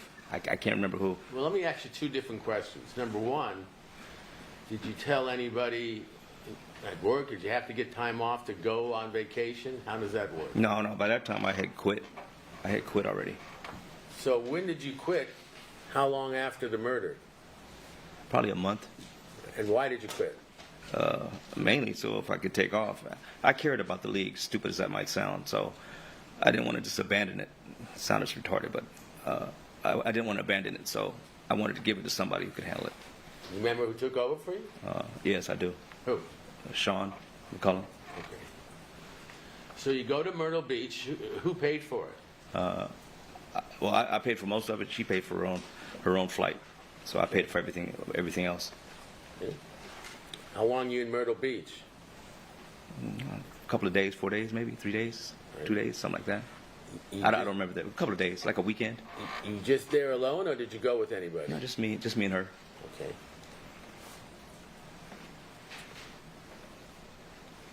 Then you come back from Myrtle Beach, correct? Correct. And are you able to recall or recount the other things you did with her, whether on vacation or in Woodland Hills, Los Angeles, No, we got I think the arrest came right after that. after Myrtle Beach? Yeah, pretty much. I do remember that much. Okay, so during those 3 months, are you still seeing her? Beforehand, before Myrtle Beach. Before and after? Yeah. Still seeing her. Same manner as you did before? Yes. Well, it took a little bit to get back to where it was because she was still pretty shaken up. So it wasn't quite that easy. Did you ever run into her family at all in Los Angeles who's staying with her? Or? Oh, yeah. But I can't remember if it was before or after this happened. I can't remember. I did meet them. I just don't remember. I just don't remember when. Are you still keeping this a secret? From her family, yeah. From everyone? Yes, from everyone. Before your arrest, Mr. Baker, did you share with anyone that you had planned and carried out the murder of Monica Sementilli's husband, Fabio? Just with Austin, that's it. Do you keep in touch with Mr. Austin in the period before your arrest? I did. How did you do that? I always keep extra phones, like I testified earlier. So I told him to get an extra phone so I could keep in touch with him, just to make sure he was still kind of stable, because he was pretty shooken up over this too. So I didn't want him to go. Did you ever find out whether or not Mr. Austin had in fact participated, that is, stabbed Fabio Sementilli as you had? You know, I never asked, but it makes sense now. What makes sense? That the way he acted afterwards, he was really in a bad way. I never understood why, because I just really didn't understand why. I thought it was just because of him being there, but I guess he did stab. I don't know if he did or not. I don't know. I don't remember. You've learned since then through the litigation and so Yes. forth that he did stab. Right. Did But he ever tell you that? No. Admit to that? Never told me. We never talked about it like that. We never talked about it. We didn't want to talk on the phone like that.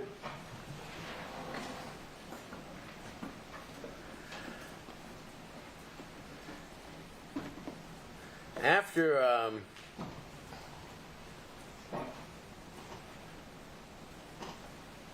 well, you and Monica are arrested, as I said, on June 14th, 2017. Is that correct? Take your word for it. Okay. And you're arrested in the same car, is that right? Yes. And then you end up in county jail in various locations, is that right? Yes.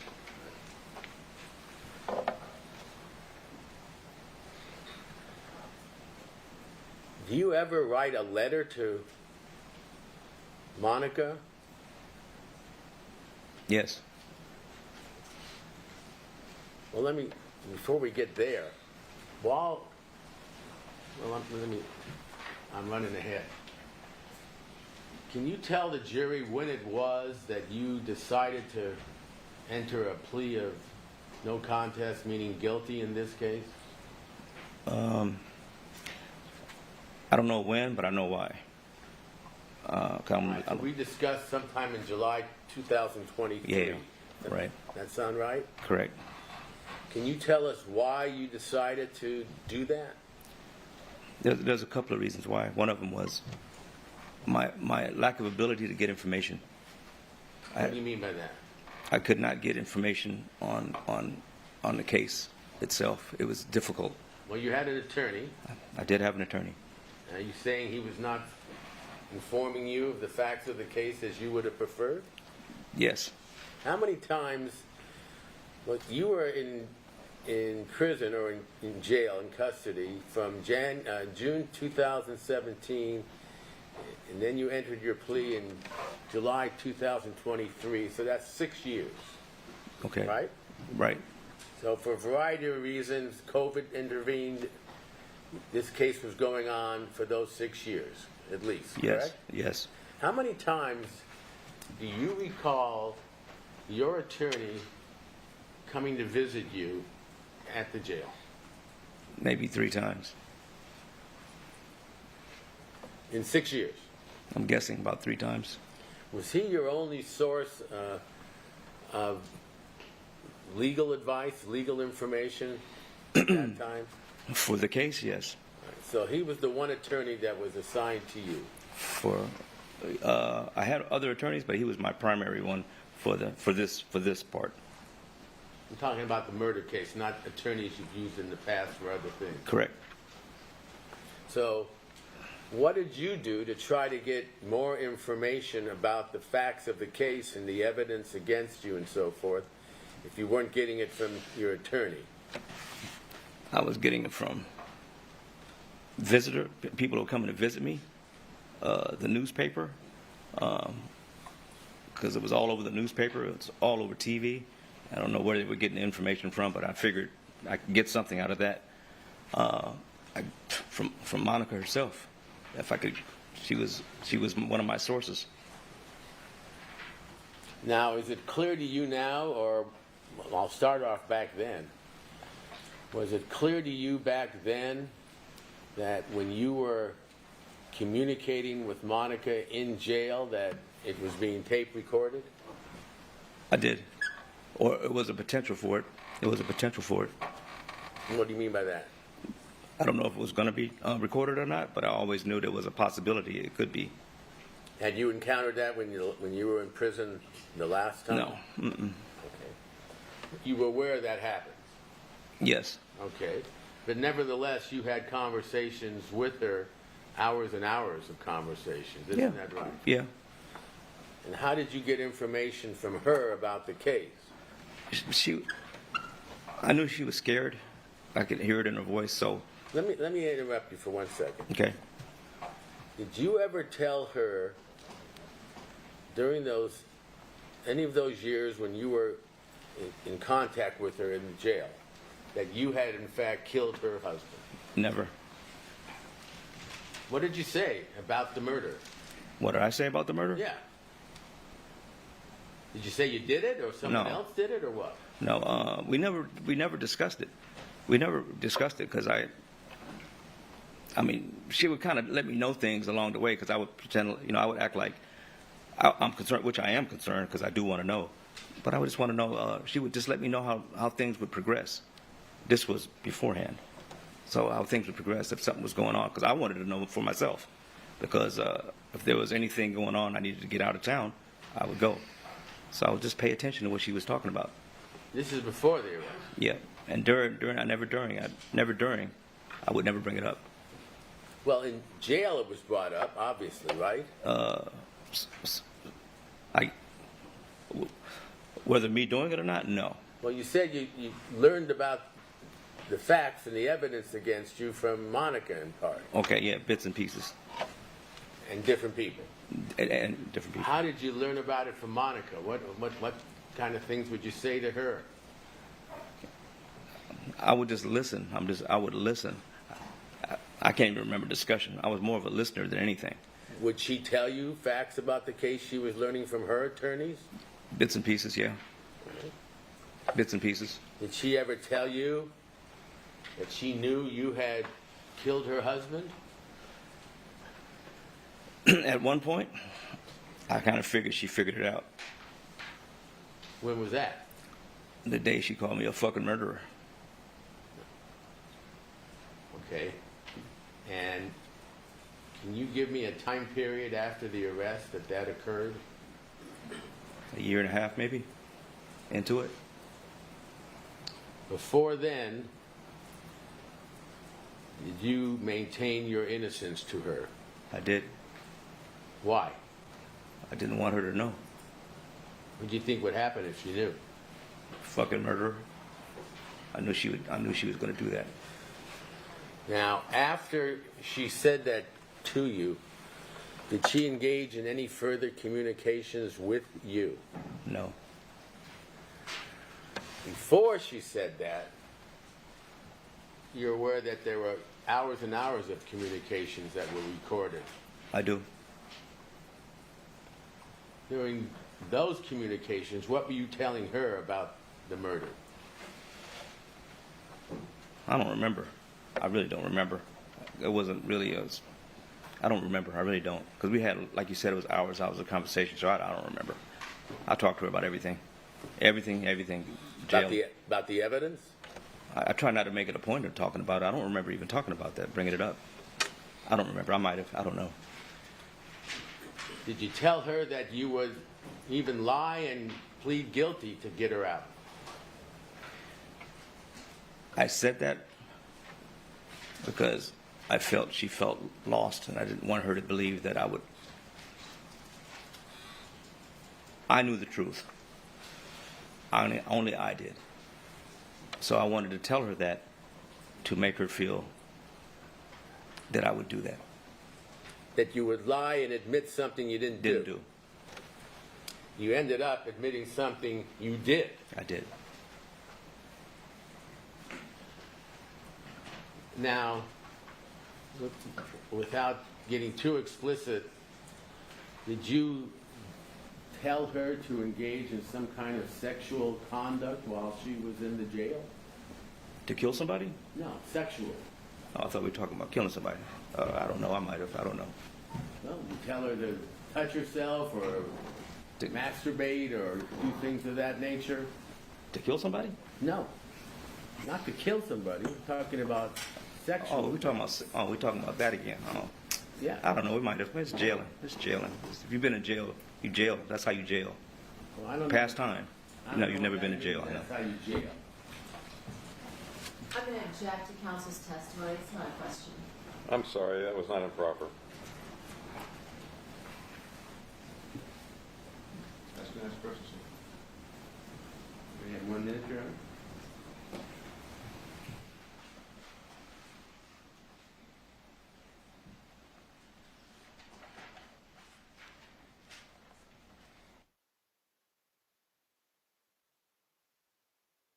You get me so excited, pull your pants down?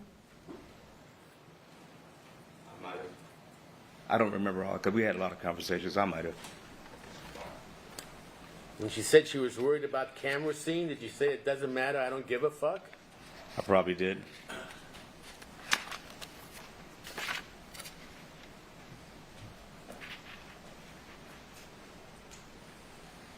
Why'd you do that? Why'd you tell her to pull her pants down? Jailing, man. Jailing is like golfing and bowling. You got bowl. You jail. That's how you jail when you do time.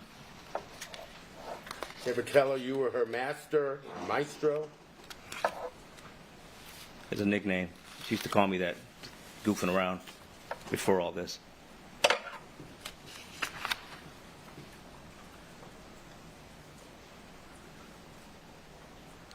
Do you ever tell her or instruct her to perform sexual acts with other men on the bus for your benefit?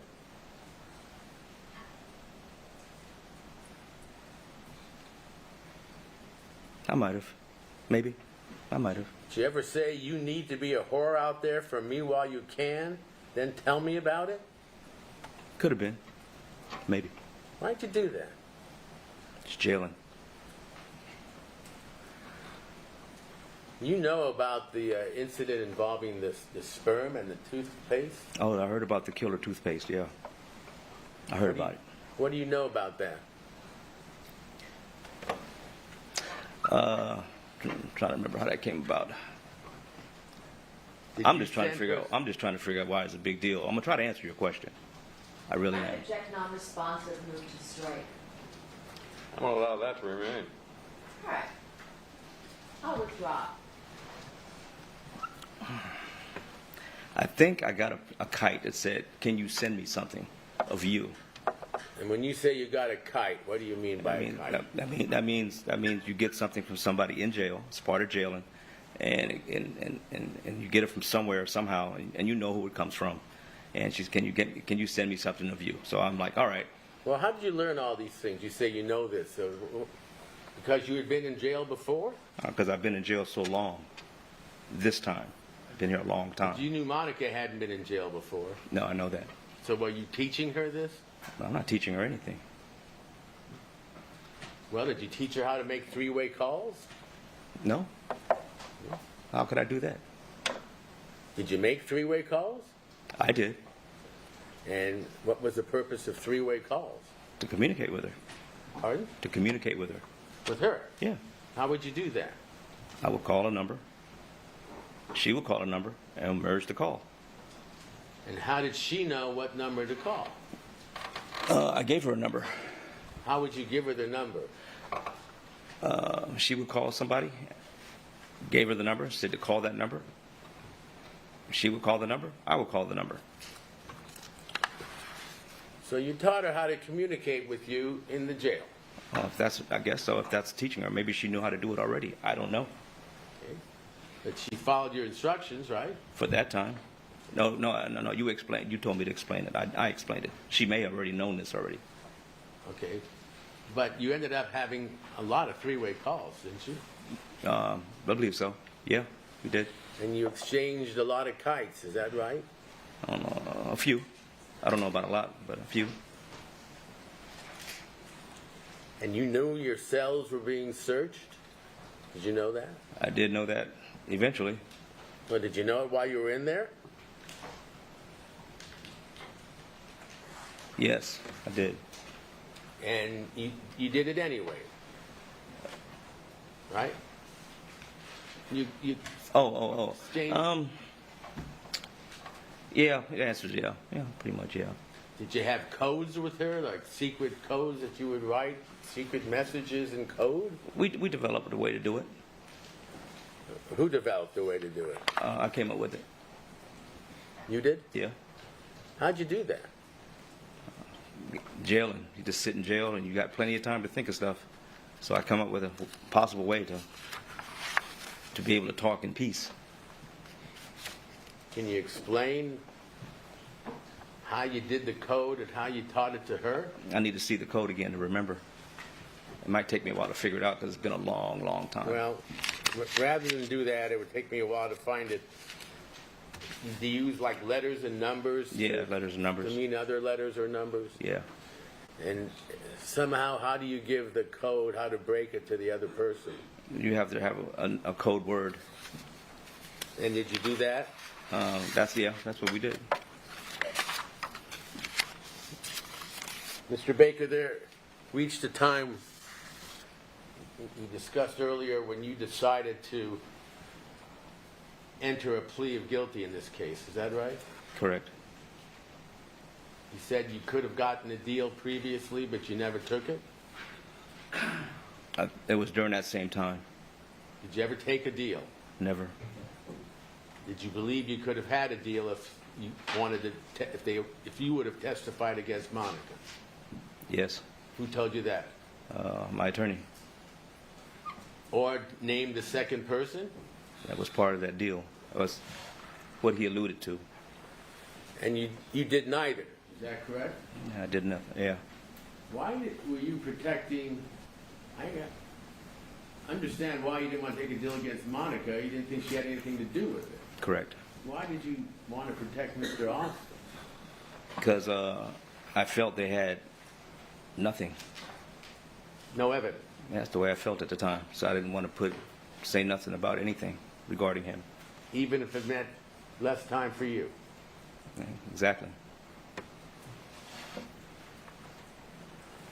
So, tell us how you decided to enter a plea in this case, how you did that? Well, like I said, I had four reasons to go ahead and plead no contest. One was the lack of information. The other reason was what I felt was lack of due process. I felt like it wasn't going my way at all. And the third one was the proffer deal, when I knew that there was no other way out except just go ahead and plead no contest. Well, you didn't get a proffer deal. No, they said I didn't. But in that tank, I was told this. When I was in that tank, that's what that lawyer told me. He said, I told them the story, and it was, and he looked at me and said, and I looked at him and I said, they want her and they want a guy, huh? And he goes, I said, can't do it. I would be lying. So what? You could have gone to trial. I could have gone to trial. Why didn't you? I knew I wasn't going to get it. I knew it wasn't going to work. The due process thing was a problem. You knew you were guilty, I knew I was guilty too. and you knew your DNA was found. And Correct. that's it. So when you decided to enter a plea, how did you go about doing that? I just told him, just go ahead and tell him I'm going to plead out. You told your lawyer, Mm-hmm. and he told the judge. Oh, yes. Yes. So at that point, again, you were not getting any benefit for your entry of the guilty plea, were you? No, I wasn't. Did you know at the time that you decided to do that you would be sentenced to life without parole, the most serious sentence you can get in this state other than the death penalty? I knew I was going to get life, period. I didn't know I was going to get all the extra stuff, but yeah. When did you find that out? The day he read the sentence off. So you thought you were going to be able to get out of jail? No. I didn't think that at all. You thought you were pleading to the rest of your life in jail? For sure. Yeah, I did. And you did that? I did. And you got sentenced to life without parole, isn't that right? Yes. Now, after that, do you recall myself and my investigator, Mr. Dawson, coming to see you at the county jail? I did. And did we ask you whether or not Monica had anything to do with the murder? Yeah, I remember the question. Remember what you told us? I said she has nothing to do with this. Remember us asking you if you would be willing to testify truthfully in court I said I would. with no deal? Yep. You I said agreed to that. do that? I did. Okay. And that's why you're here today and yesterday, correct?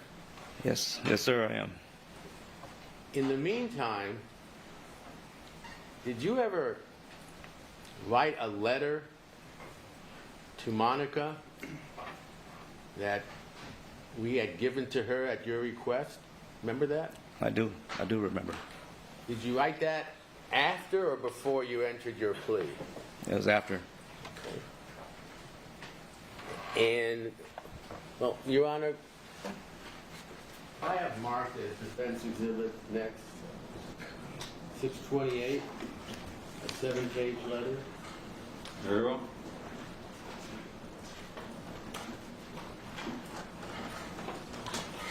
Prosecution has seen it. I think you mentioned it in their opening statement. Can I approach you? Again, you approach that permission. Thank you. I'm not going to have you read this, Mr. Baker. Your Honor, I'm going to object, and, sorry, I snoozed for a second there. I'm old. Object and move to strike counsel's statement that I mentioned at my opening. It actually was that I didn't mention. Very well. Well, I guess the reporter knows, and it's not a big issue. Mr. Baker, is this the letter you gave us to give to Monica? Yes. You recognize it? It's, Yep. is that your handwriting? That is my handwriting. Okay, it's a 7-page letter. Okay. in that letter, did you tell the truth? No, I didn't. What did you lie about? About who the second person was. And why did you lie about that? To throw the prosecution and the police off track. Still protecting Mr. Austin? Was trying to. Okay. Did you lie at all about your role in the commission of the murder? I did. What did you lie about? I tried to lessen it. Make it sound less Horrible. horrible. And how did you attempt to do that? But it was just a message to her to let her know how I felt. I didn't want her to think I just did it just to be as ruthless and heinous as they're trying to make it out to be. Like I was cold, like it was, and it was. But I wanted her to know. So you came up with a version that made it look like you were kind of acting in self-defense a little bit, that he had attacked you. And Counsel's testifying. It's his name. well, the letter speaks for itself, but you tried to minimize My role. your role, how it occurred. Yes. Now, you knew that letter wasn't going to have any effect on your sentence or your plea. No. No. So why'd you want it sent to her? So she could see it and at least kind of feel that, or see that I did this because I wanted her. It was a way of doing that. And I also wanted to see if this letter would get out to the media, which it did. It made you look better than you look now. Very true. Is that a fair statement? It's a fair statement.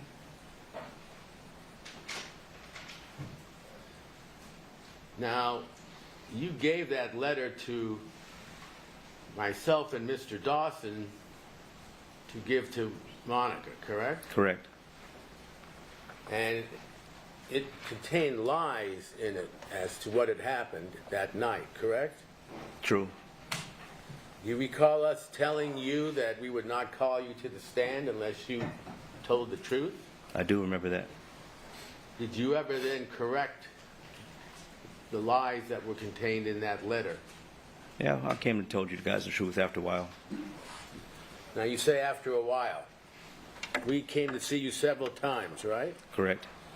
And we provided you with the information about the facts of the case that you never got from your attorney, right? Well, I'm objecting to some facts, not evidence. It's overruled. You guys brought me what I asked for that I needed to know.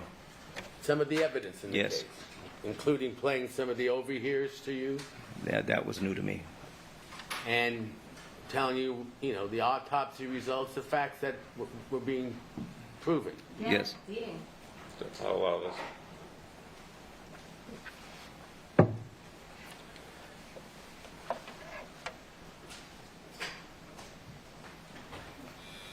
Did we then ask you to tell us what really happened? You did? And did you eventually do that? I did. Now, along the way, did you continue to try to protect Mr. Austin? I tried. And in some of the interviews you had with us, did you tell us that the second person was someone named Jaybird? Jaybird, JB, yeah. Was that a real person or someone you made up? Someone I made up. And you told us a story that he was the second person and joined you and so forth and so on, correct? That was the story I gave you guys, yeah. Now, when was it when you finally told us the truth about Mr. Austin? When I called my mother, and she told me they're looking for a guy named JB. And it amazed me how much information was being put out, and I knew it was useless to continue this farce. Did you know whether or not Mr. Austin had eventually confessed and gotten a deal or leniency for his testimony? Well, yeah, you told me about it later, yeah. I didn't know about it until much, later. And after we told you he had pled guilty, did you then confirm that he, in fact, was the second killer? I told you guys, yeah. But before we had told you that he had confessed to being the second killer, were you still trying to protect him? I was. So after he had admitted it anyway, what, you felt it was okay now because you wouldn't be a snitch? Again, bleeding. I'll allow that. Yeah, I don't want to tell on the man at all. In fact, when you told us finally that Mr. Austin was the second killer, you told us that you thought he hadn't even stabbed Mr. Sementilli at all, right? I didn't know, no. I didn't think he did. You only learned that when we told you that's what he had said. Yep. I was surprised. So after Mr. Austin had confessed, was there anyone else that you were trying to protect who had really participated in the murder? No, there was no other participants. And did you then tell us everything that you recalled happening that day involving the murder and your relationship with Monica, I'm sorry. The best I could, yeah, the best I can. And have you told us the truth today as to everything that you did and everything that she did? To the best of my recollection. Yes, You took an oath, I did. correct? Does that mean anything to you? It does. What? It means that I'm swearing to God that I'm going to tell the truth. Like that statement I wrote was trash. I didn't swear to that. That was fables. That's not even a true statement. It's not an official statement. You swore in this case. This one I am. I'm swearing on this one. Now, you are a convicted murderer, correct? Yes. And you committed a heinous crime. Yeah, I did. But are you telling the truth about what happened? It's nothing to lose. Thank you, Your Honor. I have nothing further. Leave a man fire. Nothing to lose, right? Yes. Because you got LWAT. What does LWAT mean? As far as I know, life without parole. That's what it means, right? You're Yes. saying that's what you thought it meant? Yes.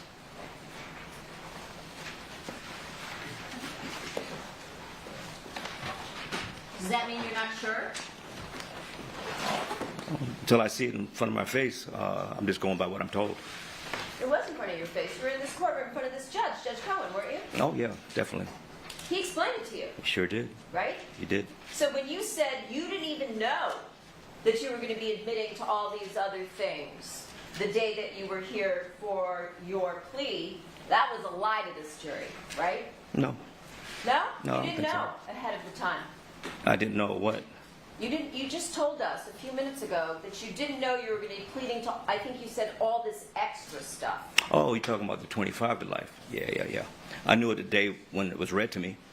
So you didn't know about any of that until this judge told you about that, Judge Cohen. Yeah, That's what you're saying. about the 25 to life part, yeah. Your Honor, I have a transcript of the defendant's plea and sentencing from July 7th of 2023. May it be marked, please, as People's Exhibit, I believe it's 276. Am I correct? It is. Correct. Twice a day. I'm correct. It's just being marked right now. This is unlike other transcripts. I'm sorry? Counsel asked, it's just being marked right now, and I just told him it's unlike other transcripts. This will be received.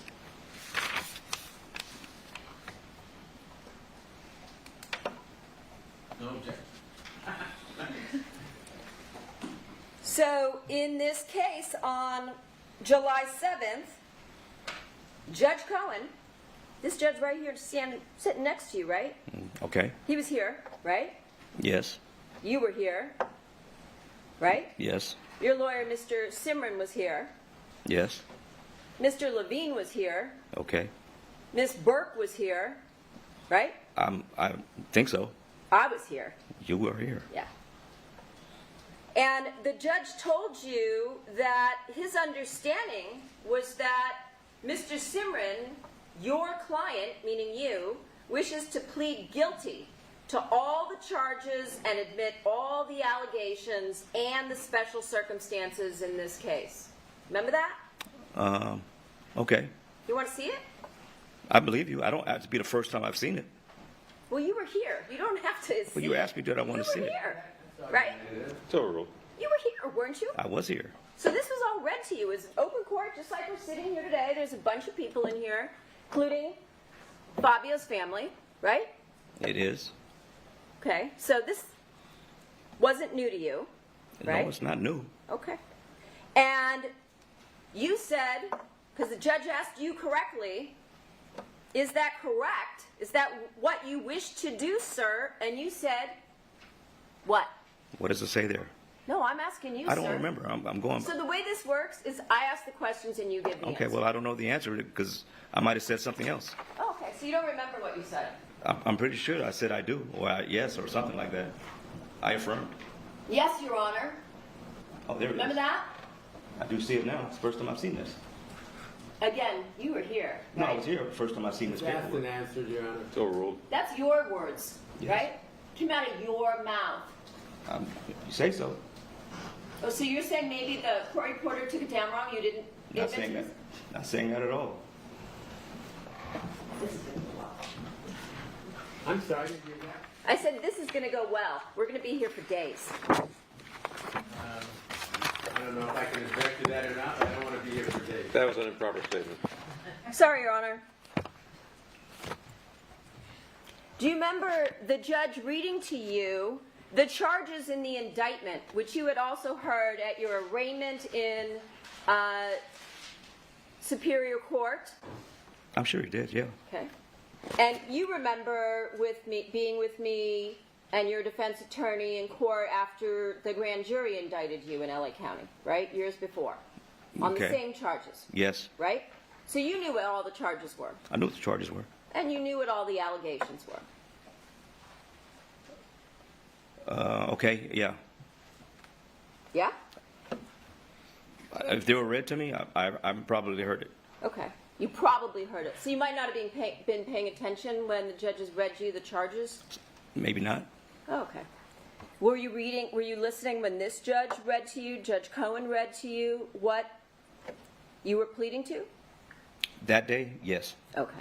So you know that he read that the indictment charges you with, again, this had been read to you before, but on the day you pled in July of 23, count one with a violation of Penal Code Section 187, subsection A, murder in the first degree. You remember that, right? Okay, yes. Yes? Yes. And count two, a violation of Penal Code Section 182, subsection A, conspiracy to commit murder, right? So you knew 187 was murder, right? Okay. You knew, is that yes? Yes. And you knew you were also charged with conspiracy to commit murder, Yes. okay? And you pled no contest, right? Yes. And then this judge reminded you that a plea of no contest is the same as a guilty plea. There's no difference. And he asked you if you understood, and you said yes, right? I did. And then he asked you, do you further admit the following special circumstances are true? That is, under Penal Code Section 190.2, subsection A, subsection 1, that you intentionally committed the murder for purposes of financial gain. Do you remember that? I do. And what did you say? I do. You said yes. Okay. I affirmed. And then the court also asked, do you admit the other special circumstance under Penal Code Section 190.2, subsection A, subsection 17, that you intentionally committed the murder by means of lying in wait. Do you remember that? I do. And what was your answer? I think I said yes again. Okay. And then the court also asked you, and these are questions, he's not telling you, he's asking you, do you further admit as to that count, the allegation under Penal Code Section 12022, subsection B, subsection 1, that you personally used a deadly weapon, to wit, a knife, in the commission of the offense. Do you remember that? I don't. But I said yes to anything at that day. Oh, okay. So I probably said yes to everything, so I'm not going to deny that. So here on page 6, here's what I just read you. That's all been highlighted. Okay. And then right here, down here, he asked if you also used a knife, and you said yes. Remember that? Not really, but I'm going to say yes. I don't remember. I don't So remember. in this case, you knew exactly what you were entering pleas to, because not only did Mr. Simran go over it with you, but this judge went over it with you while I was sitting right here. Okay. You remember that? Okay. Is that a yes? Yeah. Sure. Let's take our lunch and recess until 1:30. The admonition applies. You'll discuss this case among yourselves. If anyone else will express any opinion till the cause is finally submitted to you. Have a good lunch. See you at 1:30.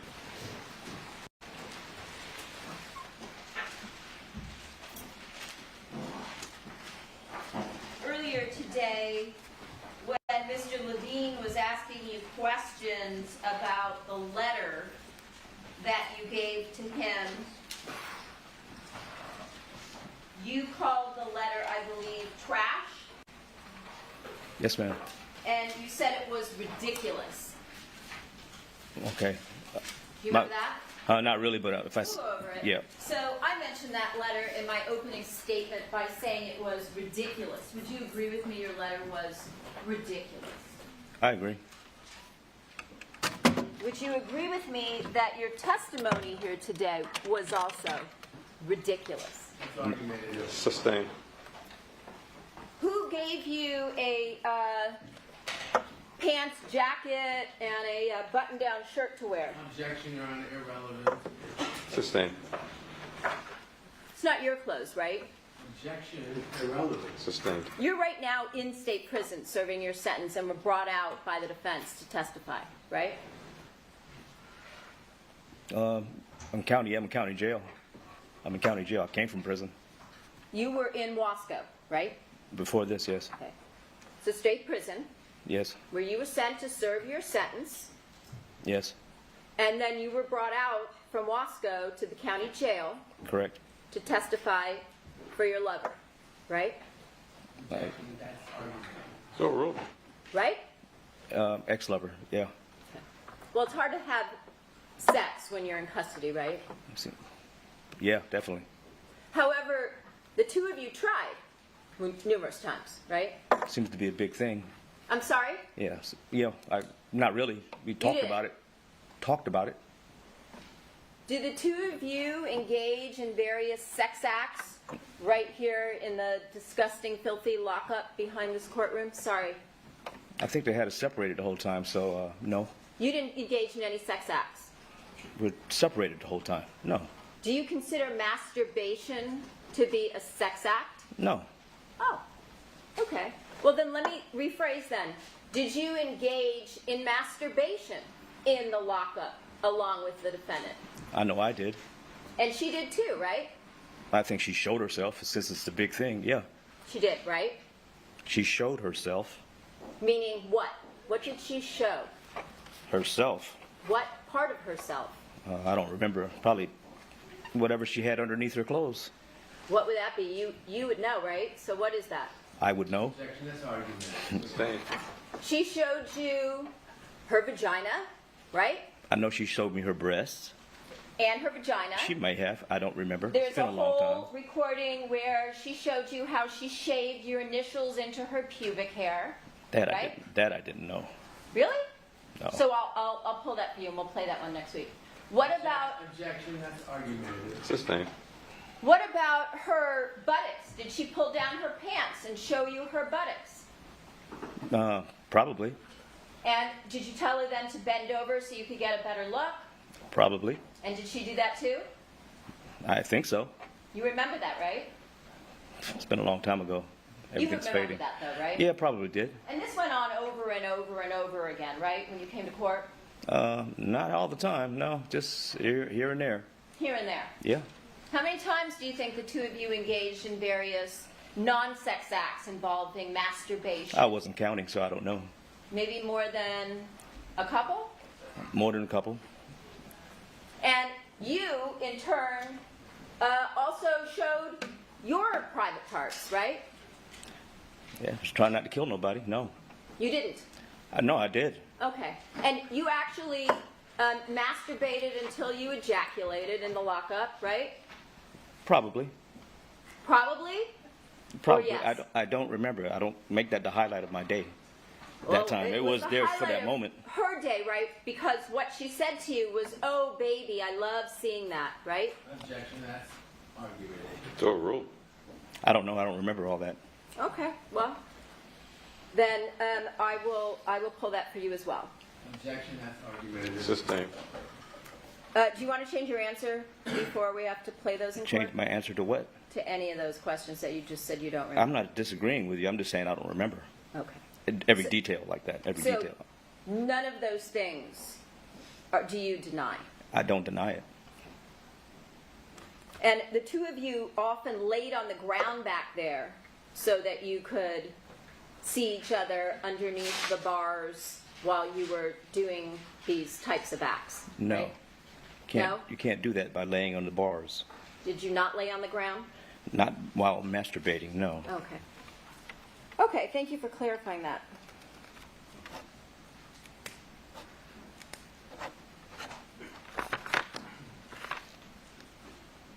Now, you also told this jury that at some point you were offered, or you were told you could receive a lighter sentence if you were to give a proffer. Is that right? That way I understood it, yes. Okay. Did we ever have such a conversation? You and I know.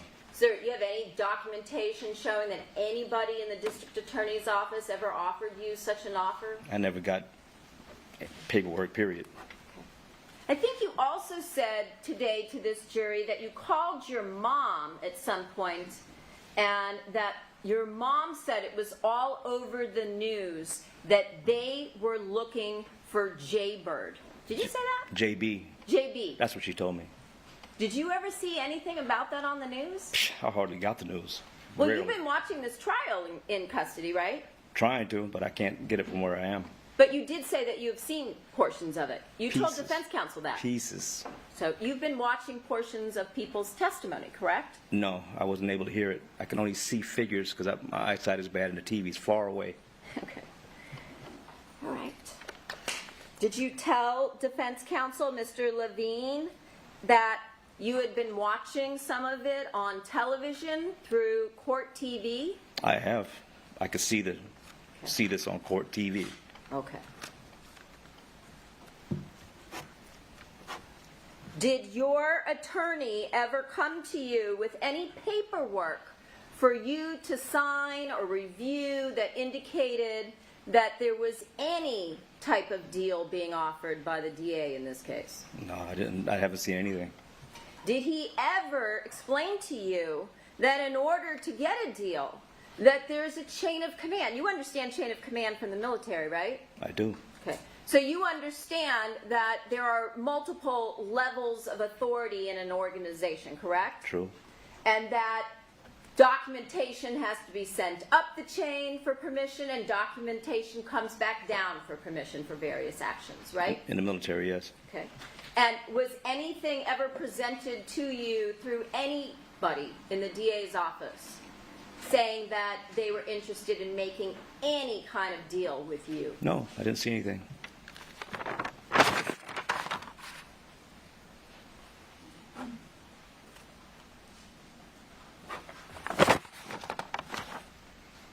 Now, you also said during your testimony that the defense attorney, Mr. Levine, played various overhears for you. Yes. Which overhears were played for you? Well, I wouldn't know which ones. You wouldn't know? They were played for you. Yeah, I don't remember what was. It was just too much. It was just too much. Too so much. I don't remember. Yeah. Okay. So you didn't get enough information from your attorney, and you were starved and wanting more information regarding I haven't heard the question. I'll take your objection on submission.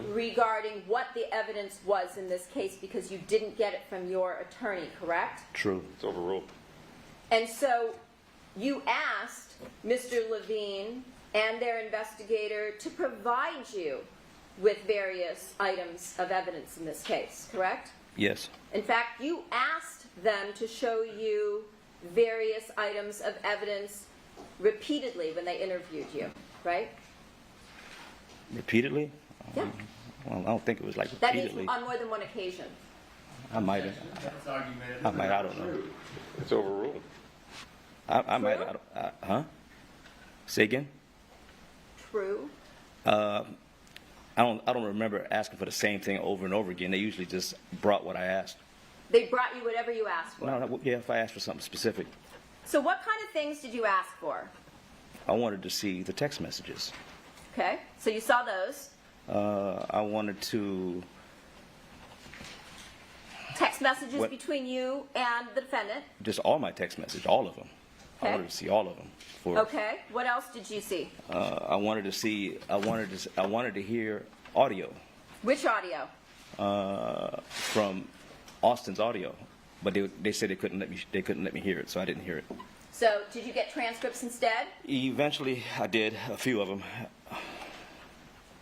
So which transcripts of Austin's statements were you provided? I don't know how many there were. How many were there?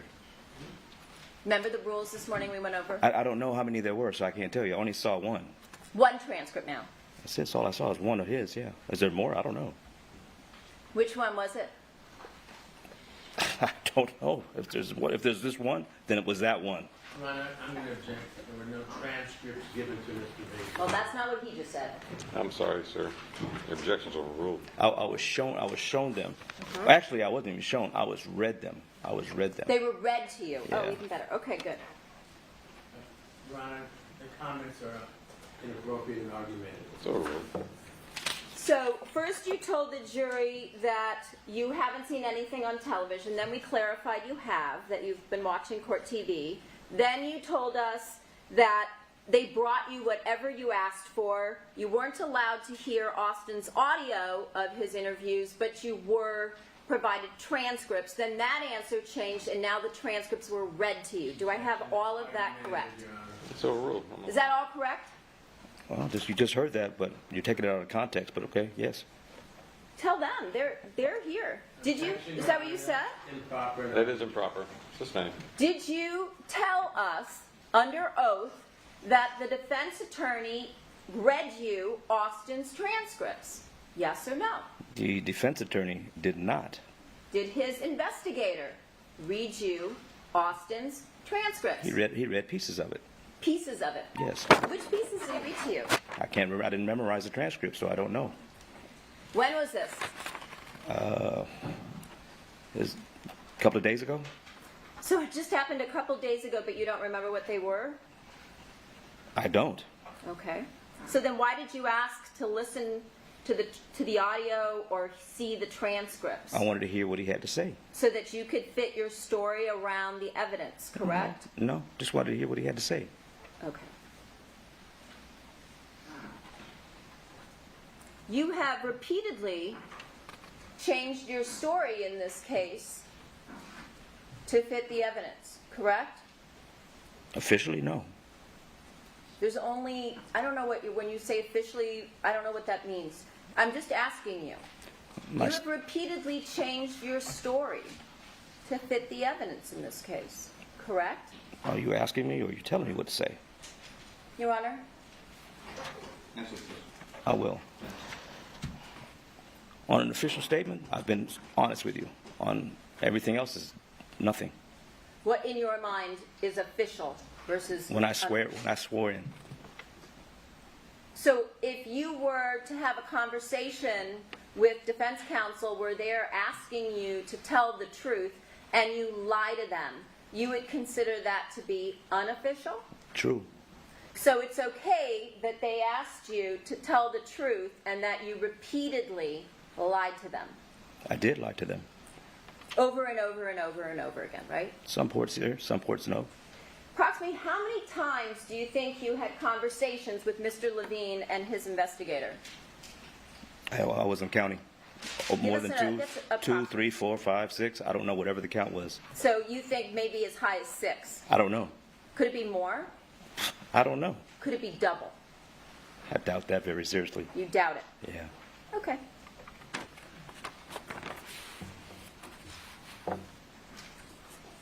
The minute that defense counsel told you that Austin had been arrested is when you asked to hear his statements, correct? Yes, that's what I would normally do on any case, yeah. Because you're an investigator in this case? No. Okay. So, yes, as soon as they told you Austin had been arrested, you asked to hear his statement. I asked, could I hear it? And they said they couldn't play the audio for me. But they read it to you, as you said. Not even that day, no. The next day. No, it wasn't the next day. Wasn't. I didn't hear anything until 2 days before. When you mean 2 days ago this week? Or whenever they came last. So you don't think this could have been months ago that you did this? About hearing the transcripts? About hearing the guy read the transcripts? Yeah, that was the first time. Okay, so it was months ago. No, I just said it was a couple of days ago. Okay. And then when you were told that Austin gave a proffered statement where he was sworn under oath, you again asked to hear his statement, correct? No, I just asked to hear his statement, period. I don't know about the proffer or the other statement. Or. All right, well, we'll go through it all then. What else were you provided by defense counsel? What was going to happen, the procedure was going to go on next when trial was maybe going to start. I'm talking about materials relating to the case, as I asked you about earlier. You said all the text messages, you wanted to hear audio, you were given read Austin's transcripts. What else were you provided? They showed me some video early on, the video of the guys running, or me and Austin running up, and then the car going down. And we talked about that. The jogger video. Right. What else? I'm trying to remember because my memory is failing because I'm getting old. So hang on, bear with me. Bear with me. Because most of the time I just let them talk so I can hear what was being said because I was happy to hear information. Again, what else did I'm you thinking. ask for that you were provided, sir? I'm thinking. Take your time.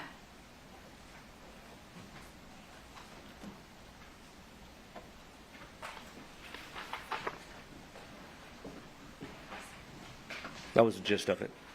That was it. That was the gist of it. So there's nothing else? There might be more. I just don't remember. You were also asked by defense counsel about your service in the military, correct? Yeah, 30 years ago, yep. And eventually you left, separated from the military, correct? From the Army? Correct. And what kind of separation did you receive? OTH. What is that? Other than honorable. And why was that? As I said earlier, because I had caught another case. You caught another case. Yes. Is that what you said? Yes. So you received a dishonorable separation from the Army, correct? There's different ones of that. No, there's a different one. It's not that one. It's other than honorable. There's dishonorable, there's a bad conduct, and there's good conduct. So it's the one step below good conduct. Other than honorable, Yes. which means not honorable, Objection. right? Argumentative. Just- Other than honorable, it means what it says, right? That's argumentative. It's overruled. Correct? You would have to look up the regulation to figure that out, because I'm telling you the status of it. I don't go into the details. I don't have the regulation sitting in front of me. There's a regulation for it.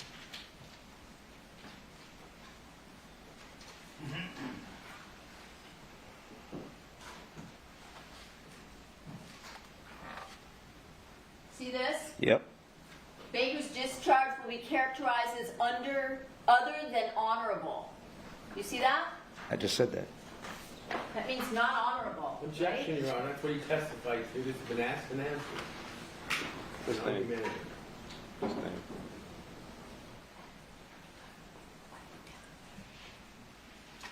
Why did you receive an other than honorable discharge from the Army? Objection calls for, no foundation calls for. It's overruled. You said you caught a case, right?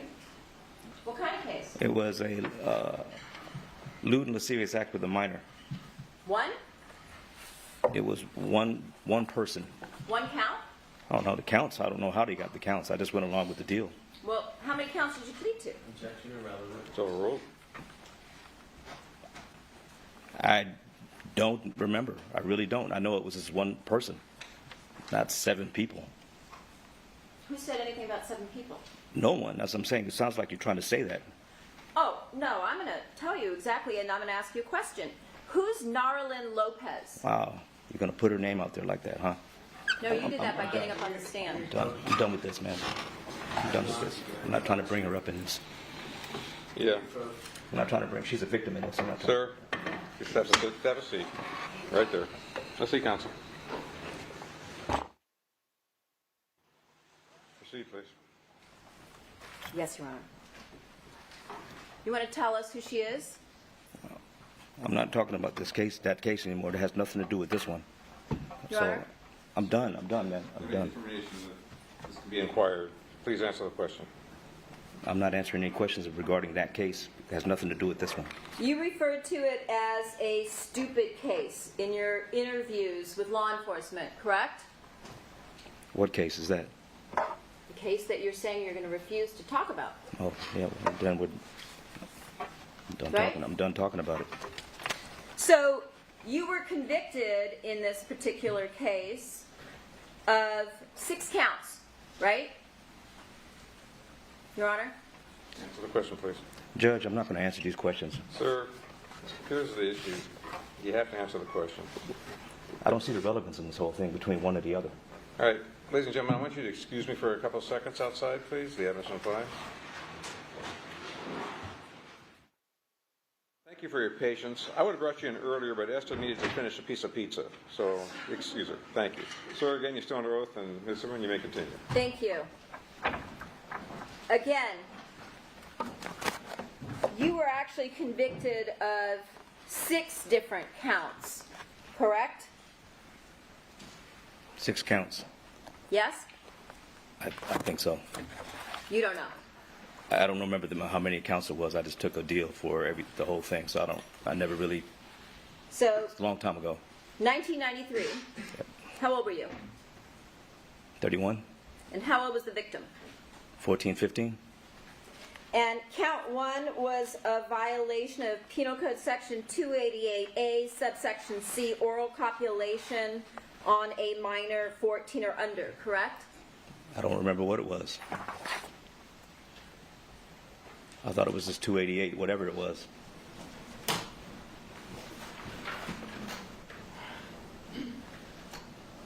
Was that Long Beach, right? Right? Long Beach? Yes. 288A, subsection C, oral copulation.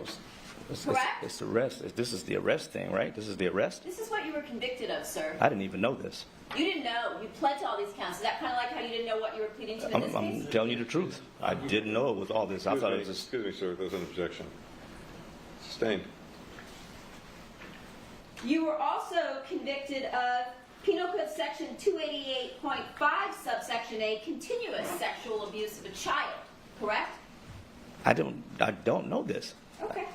How about count 3? Penal Code Section 288A, subsection B, subsection 2, oral copulation with a person under 16. Were you convicted of that as well? I thought it was just lewd and lascivious acts. That's all I thought it was. 7 counts of lewd and lascivious acts. That's all I 7 remember. counts. That's what I thought it was. Okay.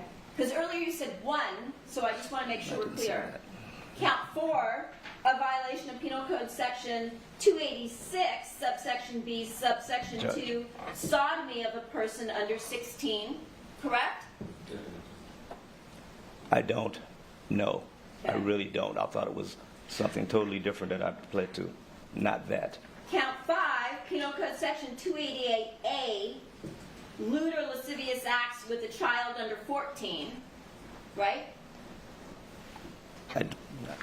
It's not what I thought I pled to. Okay. Count 6, Can we check that? Can we a violation of, If you don't remember, or you don't think that was it, then say exactly Okay, that. I don't remember. Count 6, a violation of Penal Code Section 261.5, unlawful sexual intercourse with a minor. Do you remember that? No, I don't. Okay. Do you see here, count 1, 288, I do see it. convicted? I see that. See that? Your Honor, I'm going to object. If that was the only conviction, then the rest of this was... Maybe, wait, I'm sorry. good idea. 2 years state prison, you see that? It's out of focus, but Yeah, it'll come back, give it a sec. It's thinking.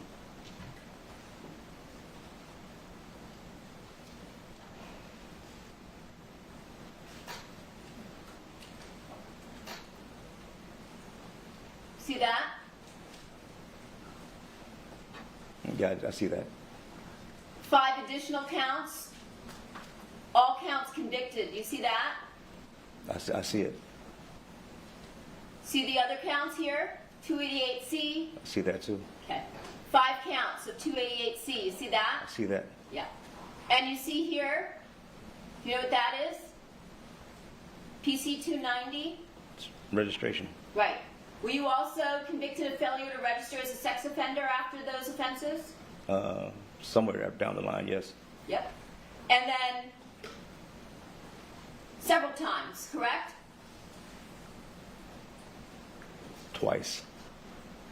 Not several. All right. So are you clear now that you were convicted of 288C? numerous counts that I just read to you? All of the counts that I just read to you. So not all the A's and B's, all that too was included? All of them. Did you see that? I saw it now, Do you but want me to put it back up? huh? It's up to you. It's already out there. So you agree with me? Those were the counts you were convicted of. I saw 288C. I saw that for sure. All right. And you referred to this as a stupid case in your interview. Which stupid case? This one or that one? Yeah, this is a stupid case. Right? It's my opinion. For me, it is. She was your stepdaughter, right? Yes. So you were married to her mother. Yes. That was Vanessa. All right. Here we go again. The names, man. It's gonna put these people on blast again. I don't have to do this again. Take a deep breath, Mr. Baker. Correct? You mentioned this victim yesterday in your testimony, right? Yes. I'll sustain that. Motion to strike. Well, it was by counsel. Statements of counsel are not evidence. You testified about this yesterday, right? Mr. Levine brought this all up when he asked you if the two of you had made pornos together or were in the business together. Do you remember all that? I do. Okay, so you talked about it without any problem yesterday. In fact, you brought it up. Without mentioning names, yes. Sustained. Do you remember talking about it yesterday? Which part? You're kind of all over the place. I'm sorry? You're kind of all over the place. I'm trying to get an idea which part are you talking about? Which part are you talking about? I'm going to object. There's no question. There is no question pending. You said that because of this case, you brought this up, they chased you all the time. That's the truth. Because you were convicted of numerous counts of sex with a 14 and a 15-year-old, correct? Are you making a statement or you're asking me? Your Honor, Yes, he was correct. Either yes or no. I said something to that effect. was that the truth? That they were chasing me? Yeah. Because you were failing to register, correct? Yes. Would it be safe to say that every time you commit a crime, you blame it on law enforcement? Objection is argument. Overruled. Every time I come in, I blame. No, I haven't. You said they chased you. For the 290 registration portion? Yes. So we're on trial for the 290 now. All right. Yes, they chase me constantly, always trying to find a way to get anyone who failed to register properly. It's the law, sir. It's your violation, not theirs, correct? Counsel, now you're testifying and you're being argumentative. Correct? It's the law. There is no question pending. On this case, you told the police the only reason they were interested in you is because you were a sex offender, right? Did I say that? Yes or no? Did I say Answer that? the question, sir. I don't remember. I don't remember me saying that. Throughout this case, you've been saying that the police were... Oh, okay. Got you. Initially, yes. Well, the whole way until you came in and pled. For 7 years, right? Okay. Is that true? It always ran across my mind, constantly, yes. But the truth was, you did commit the crime. And that is the truth. But yet, you went on for years and years and claimed that law enforcement was lying. Let's ask and answer, Your Honor. It's overruled. Do you understand the difference between a truth and a lie? I do. If I were to hold up my pen and say this pen is blue, is that the truth or a lie? Your Honor, that's argument. Sustained.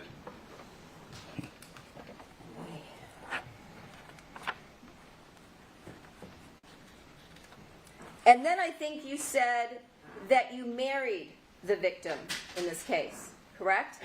A domestic partnership. I called it a marriage for me. But legally, no. Okay, so you were not married. No.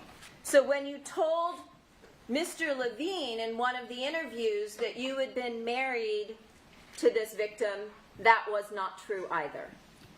By law, no. Okay. And then, who did you marry next? You were asked about this yesterday. I'm not giving any more names out. Who was the person you were married to after the victim? I'm not giving any more names out. Your Honor. We talked about this, and it wasn't brought out yesterday. I don't think we need to know the name. I'm sorry? We do not need to know the name. And was that a real marriage? Yes. And then a third time, who did you marry that time? That was the other name that you used earlier. Okay. The victim, Before her. Vanessa. There we go again. You asked, did you not? I'm trying to keep these people's names off the TV. But you put them up there by getting on the stand, right? Objection, that's argument. Sustained. Mr. Levine told you that you were going to have to answer all the questions that either side put to you, and you had no problem answering the questions when he stood up here for a day and a half. That's argument. Right? Sustained. So how many times have you been married? 4. 4 times.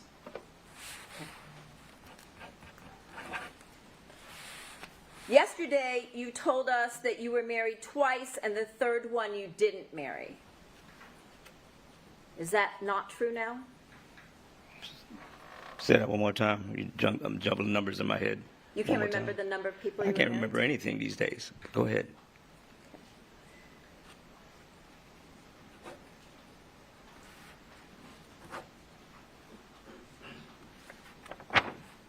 You told defense counsel you had been married 5 times. Correct. Right? Correct. So that was also not true. Correct.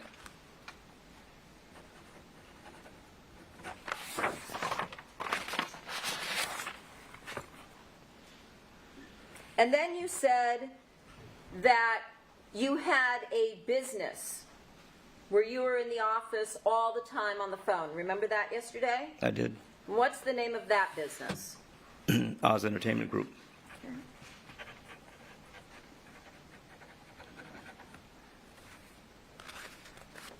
Also, D-Rob Enterprises was the other name of it too. I'm sorry? D-Rob Enterprises. D-Rock? D-R-O-B. D as in D-R-O-B. D and Rob. Yes. D was one of your wives. You brought it up, sir. Asked and answered irrelevant. That's overruled. You brought it up, correct? You asked me the name of the business. And you said Oz, and then on your own you brought up the other. Then Wasn't D also one of your wives? That's not the business name, though. So D-Rob didn't mean D and Rob. It's doing the same thing again. Your Honor. You're killing me with this. So we'll make it easier. It's going to keep on going. No, it won't. Yes. Okay.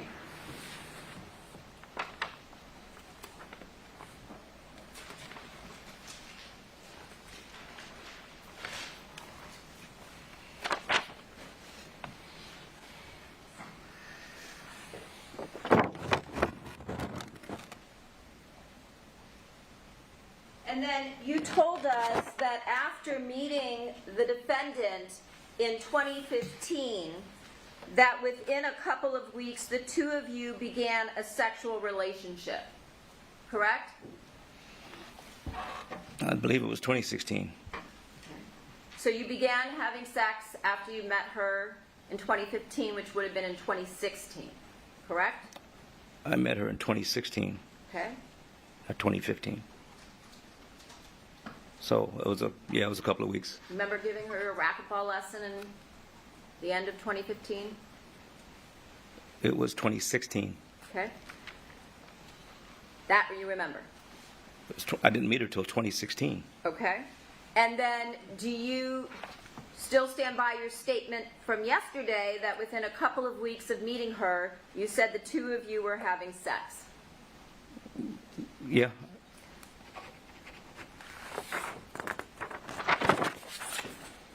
And you said that you were working, you said a hobby job as the league director at LA Fitness, correct? Correct. And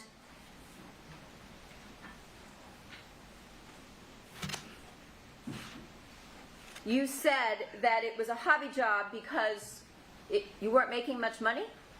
I stopped working. I'm sorry? I stopped working as a manager. Okay. And so you were now working for LA Fitness as the racquetball coordinator. Correct. And I'm assuming you were making a minimal salary. Correct. So how is it that you were able to go out to all of these restaurants and bars and travel and things of that nature that you told everybody about yesterday? I had certain residual money coming in from different places. Like what? Clients who owed me money.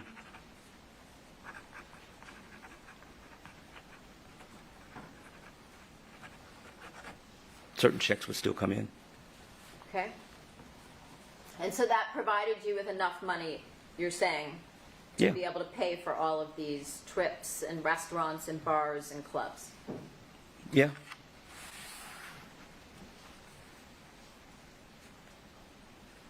You also told us yesterday that you met Fabio Sementilli at LA Fitness after a couple months of having sex with the defendant. After 2 weeks after that, yeah, somewhere down the line, I met him. And that you then started playing racquetball with him.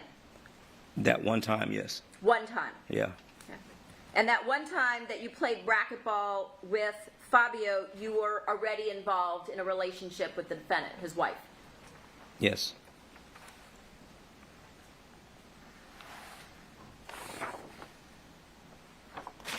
You also said that you and the defendant communicated through a texting app, correct? Correct. And you said that was Viber, correct? Yes. But you said you didn't use it for secrecy. No, I didn't.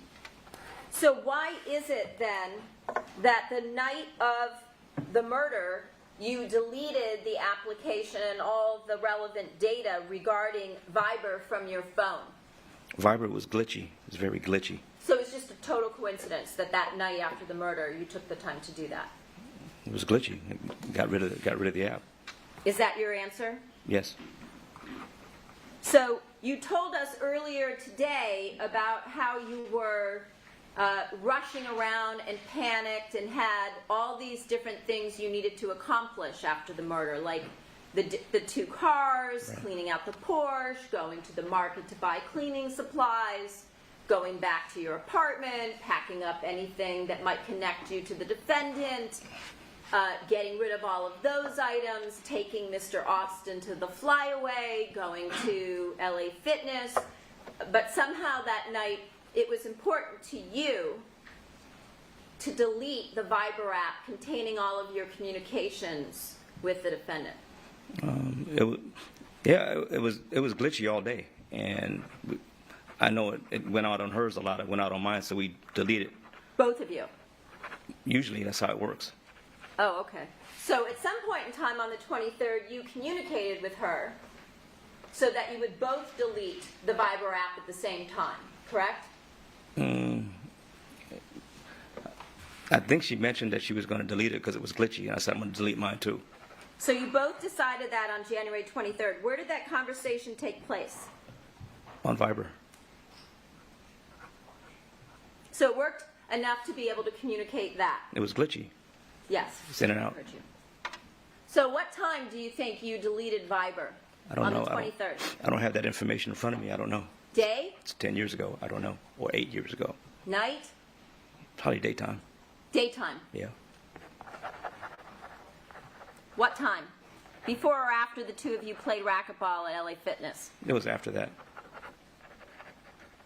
Before or after the murder?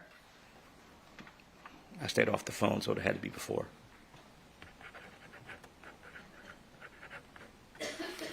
Approximately how many times do you think the two of you messaged through Viber on the day of the murder? I don't remember. I don't remember. What I was really glitchy? don't. So maybe It only a couple? It would go in and out. You would get some, like when you make a call. Yeah. It would fade in and out, and it would cut off, or it would act weird. It would just act glitchy. It did that from time to time. Mm-hmm. So when it started doing that, we usually deleted the app and reinstalled. Had to go reinstall it and all that stuff. But you never did reinstall it, did you? Not after that. It was a lot going on. So when you said we would delete it because it was glitchy and then we'd reinstall it, that didn't occur though after the murder. No. And the defendant didn't communicate with you via Viber anymore either. We didn't communicate at all. You didn't communicate at all. At all. You sure about that? After the murder. Yeah. Yeah. So you didn't message her at 5:14 after the murder. I don't think so. You don't think so? I don't know. I don't see the text. I don't know. And it wouldn't have been via Viber because, as you told us, you deleted that before the murder. Correct. Okay. And she wasn't trying to message you that afternoon through Viber. I don't remember that. No, I don't remember. Okay. What about the day before? Did you guys use Viber the day before? We usually use Viber all the time. But you said it was glitchy. It does get glitchy. That's why we deleted it, because it was getting glitchier. I see. So the last time either of you communicated via Viber would have been before the murder, sometime during Sometime the day. before the day, yeah. What about to make arrangements to meet up at LA Fitness? Did that take place also through Viber? Everything went through Viber. So Phone. it worked well enough so that both of you knew to meet at LA Fitness that day? Yeah, probably did. It's probably glitchy too, but still. It doesn't mean it doesn't work. It doesn't mean it didn't work. It's just glitchy. It just kind of goes in and out and acts weird. Do you recall listening to an overhear that the defense provided you where the two of you and the defendant, whispered about Viber and hoping that law enforcement wouldn't be able to recover it from your cell phones? Do you remember that? I don't remember the conversation. I don't even remember the transcripts. I'm sure if you said it's there, it's there. Okay. So, how did the two of you communicate once both of you discussed on the day of the murder, prior to the murder, dumping Viber and deleting it from your phones? How did the two of you communicate thereafter? We didn't for weeks and weeks. How many? No, on Viber? I don't think I used Viber again. You didn't. My question was, how did you communicate after that? And you said you didn't for weeks and weeks. So I asked you how many weeks. I don't know. I don't know. That's why I wanted the text so I could see all this stuff. I don't know. I don't know. Again, so that you could fit your answers to the evidence, correct? No, I'm actually looking for other stuff, but I would like to have known that all the other texts before this, way before this. So that you could, again, make your answers fit the evidence. No, so I could know how to fight a case. Okay. Same thing, right? No. It's the same. So how, let me ask it maybe a third time, how did the two of you communicate after weeks and weeks after dumping the Viber app?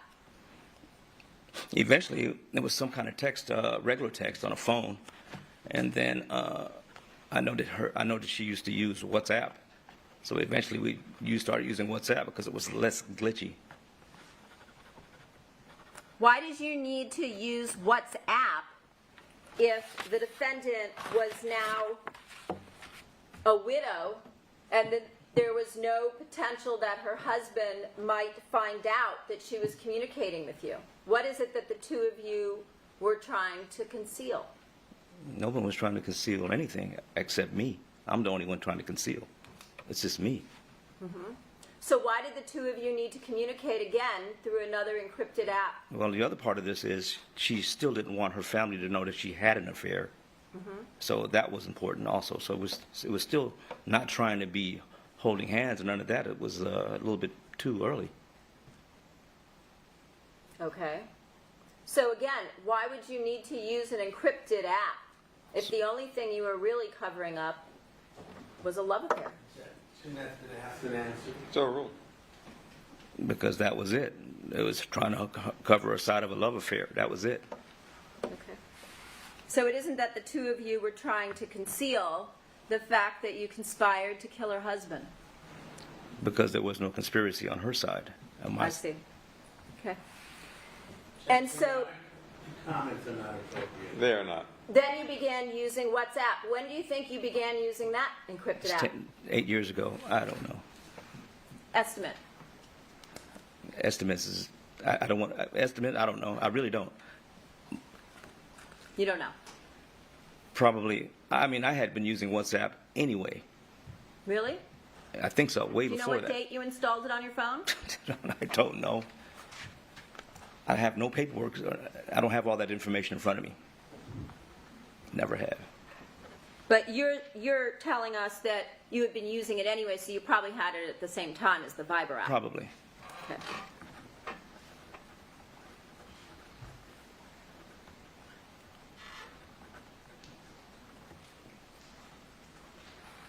You also said that you were trying to keep your relationship secret in every way possible, right? Yes. But the two of you had been dating along with another couple, right? Yes. Every time Fabio went out of town, right? Wrong. Okay. So how many times do you think you went out to dinner with Sheila and Ricardo? 2 or 3. And where do you think you guys met for dinner? Where we met? Where who met? The four of you. Oh, various restaurants. Such as what? I don't even remember the names. It's been a long time ago. I don't even remember anymore. How about Chocho-san? That's one. How many times do you think you went there with them? With them? Maybe once, twice. How about Cravings? I don't even remember Cravings. Okay. How about Delmonico's? Once there. Okay. Lobster? Right? You mean eating lobster there? Yeah. Oh, I don't know what I had. I have no paperwork. I have nothing. I don't know.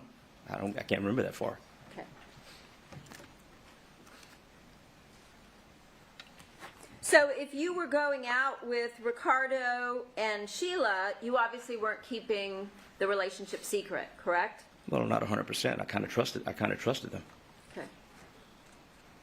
And then I think the defendant, Mr. Levine asked you if you also had been having a relationship with Paula, correct? Correct. Sean McCullum, was he somebody who was a good friend of yours? Yes. Close relationship? With both of them, yes. And you told him you loved him, right? Like a brother. Yeah, I did. And was that also during the time that you were having sex with his wife? Yes.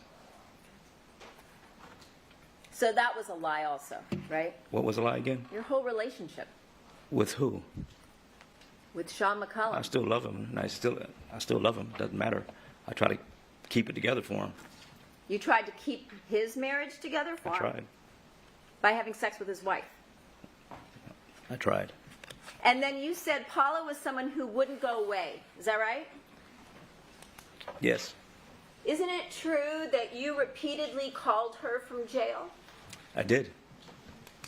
Isn't it true that you repeatedly sent her letters from jail? I did.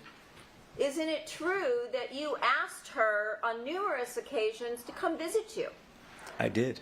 Isn't it also true that you asked her to send you things? I did. Books? Yes? Yes. Dictionary? Yes. Put money on your books? Yes. But you want the jury to believe that she was the one who wouldn't go away, right? Oh, after.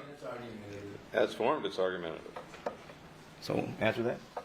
You told this jury that she was the one who wouldn't go away. That was a lie. Not true.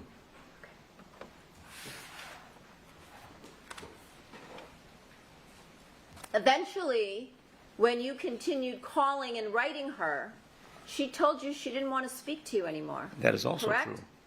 That is also true. And she never talked to you again. That's true. So she went away. She did. Did you also tell the jury yesterday that you didn't know that Viber was an encrypted app, At first, when I first got the app, I didn't.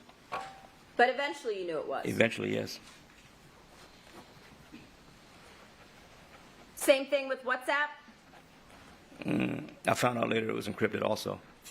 So you didn't know either of those things? Not really, no. At first, Not no. really. No, at first I didn't know. Who's Al Birdsong? A friend of mine. Who did he work for prior to retirement? Before he retired? You mean, retired from where? That's my question. Where did he retire from? The only place he worked. Speculation or something. Sustained. You said he was your best friend. Yes. Right? Yes. Who did he work for He worked in the Army. after that? He worked for TSA. Through Homeland Security, right? Then he worked Homeland. And what was his area of expertise from the Army and the TSA? TSA, I don't know what he did at TSA. I think he just watched. He watched people or something, or he checked in people. I'm not sure.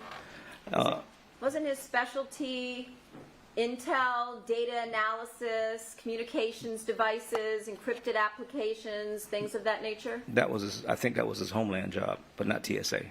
There's a difference. And you never talked to him about encrypted applications, data analysis, how the police could trace you, things No. of that nature?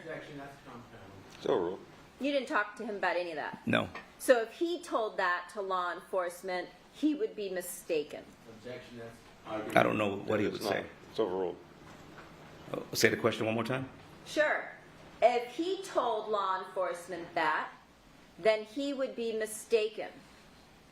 If he told law enforcement what exactly? What's the that part? That the two of you discussed encrypted applications, how to hide things from police, intel, Okay, gotcha. data analysis, DNA, how to destroy DNA evidence, how to get away with crimes, trackers, things of that nature. That speculation and hearsay with no foundation that he told. Overruled. I never had that conversation that I remember with him. I never had it with him. Right after the murder, you said you were going to go to Las Vegas, but then you didn't go to Las Vegas. Do you remember that? Yes. If I were to tell you that your vehicle was tracked to Las Vegas along with your cell phone, does that refresh your recollection? I did go eventually. I just didn't go immediately. And where did you go when you went to Las Vegas? I stayed at his place. And when you drove to Las Vegas, you drove through the night, correct? I think so. And in the morning, when you arrived in Las Vegas, where did you meet Al? I think I met him at his house. Didn't you go downtown to his office? Eventually.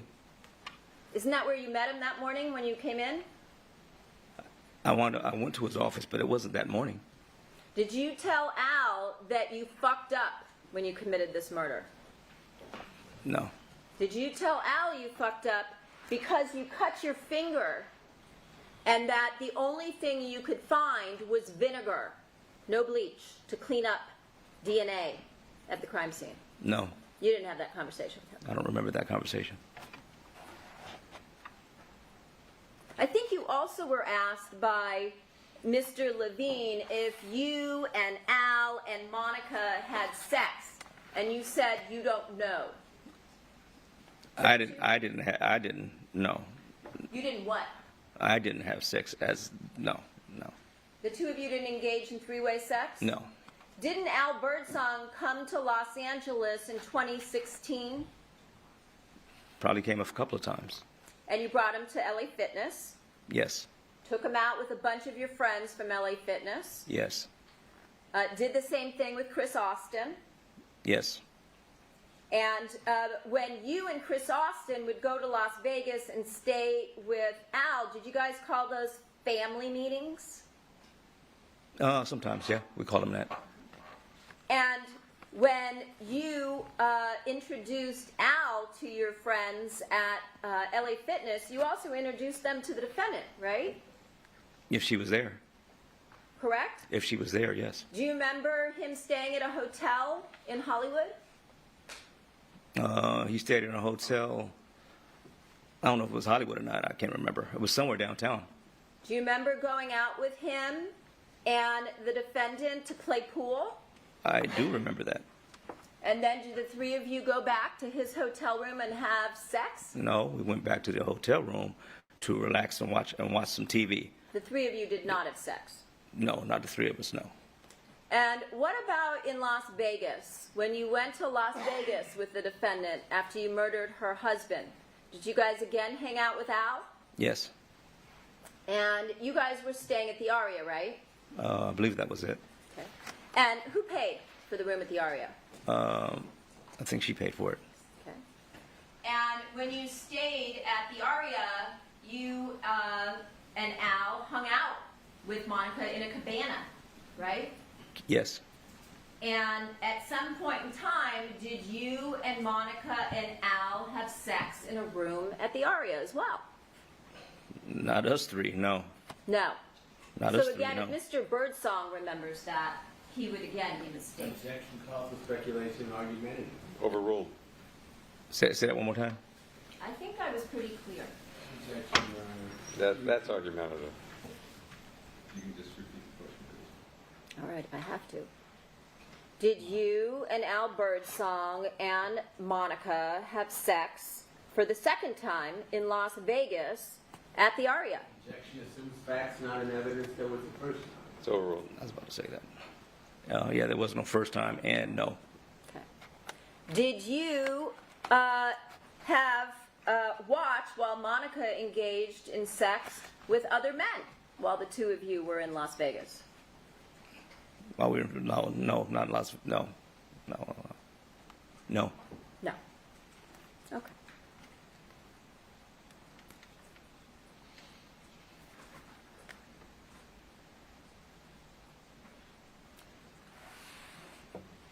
You said that when you and Monica would get together to see each other all throughout 2016, it was very random.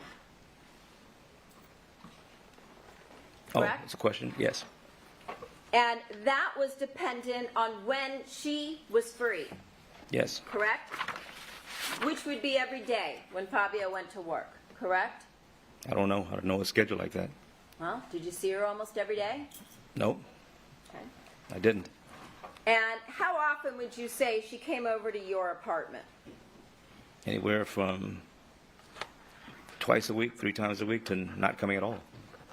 At all? Yep.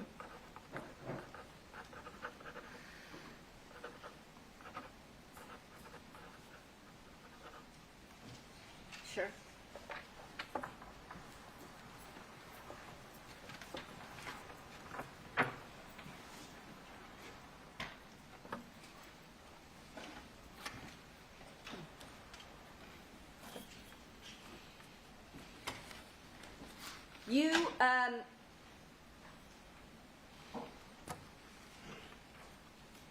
You knew when Fabio would be traveling because the defendant, Monica, would send you his travel itineraries that she received from his secretary, right? She would usually just tell me most of the time. She ever send you his itineraries? She might have once or twice, maybe once, twice, I don't know, but usually she just let me know he was leaving and going out of town or something.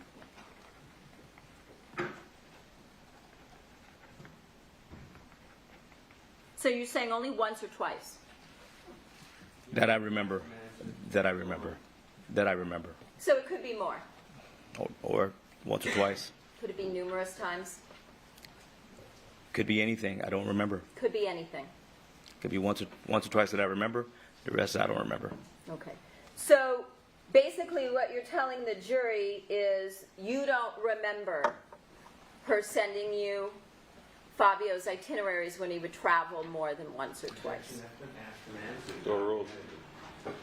So most of the time she told me the itinerary. Most of the time. She just told me when he's leaving and when he's coming back. So that the two of you could plan around his absences, correct? Correct. And on one of those absences or business trips is when you slept over, right? Yes. And you told us that you got really drunk. And that's why you had to sleep over. Couldn't drive, yeah. Do you know somebody named Ron Ray? Yes. He was also one of your very close friends, correct? He's just a friend of mine. He wasn't close, but he's a friend of mine. Didn't you send him messages through your Facebook account telling him how much you loved him and Michelle and that they were family to you? Yeah. Okay. He's So a good is- friend. He's a friend, but he's not my best friend. He's a good friend. And did you bring Monica there to introduce him to Ron and Michelle? She met him. You brought her to their house, She met him. yes? I think it was her house. But they met. I don't remember where, but I made sure they met. Do you remember going to Las Vegas towards the beginning of February, just maybe a few days after the murder? You talking about me by myself? Yes, you. Okay, yeah, probably. If I was in Vegas, I went to go see him. Okay. So they were good friends of yours. Yes. Okay. So every time you would go to see Al, you would also drop in and see Ron and Michelle? No, usually. Okay. And when you went in February, did you and Ron play basketball until late one night at the beginning of February? I played basketball with him a lot. So is that yes? I don't remember. I probably did. I don't remember. And during that time, did you then go to a sushi place across the way? Probably. Okay. It's right across from the gym there that you used to belong to, right? Probably. This is all information I don't have in front of me, so I don't know. But I'm going to go along with it because that's what our usual thing is. Basketball and sushi. So, okay. And so did you tell him that you and Monica were going to be living together soon? That it was in the works for the two of you to move in together? That I don't remember. Might have been something along those lines, but I don't know if it was exactly like that. Who's Michael Spence? Michael Spence? Yes. Michael Spence is a childhood friend of mine. And did you also message him about your relationship with the defendant? I don't remember. I might have. If you have it, then I probably did, but I don't remember. Did you also tell him at the end of 2016 that you and the defendant were going to be living together soon? I might have. So would it be fair to say that sometime in 2016, you and the defendant discussed moving in together? Me and the defendant? No. Maybe me just thinking about it. You just thinking about it? Maybe me, yeah. It was in my head for sure. Okay, so you're saying you and the defendant never talked about moving in together? Well, we did, but no dates. We just kind of just toyed around with it just to see, but it was like nothing concrete or nothing like that. It was just like, what if we moved in together? What would happen? How would you act? You know, just things couples do. So if you had told Ron Ray that you and the defendant were in the process of moving in together, would that have been true? That was hopes, not truth. Hopes. So again, you would have lied to him. I didn't say it was happening. I didn't say it was going to happen. It was hopes. Wasn't Same with Michael Spence? probably. I don't Truth even remember. or I don't lie? remember that conversation. Truth or a lie? Can I see the text? I'll tell you. I'll show you. I'll show you. I Truth don't- or a lie, sir? Objective, argumentative. So a rule. Can I see the text?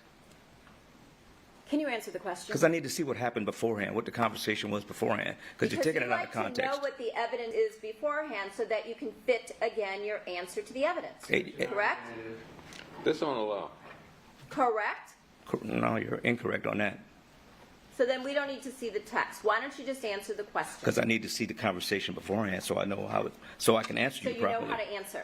Exactly. So I can tell you what's in my head during that time. I get it. Mr. Loney, interrupt. Let's take our afternoon recess for 15 minutes. The admonition applies.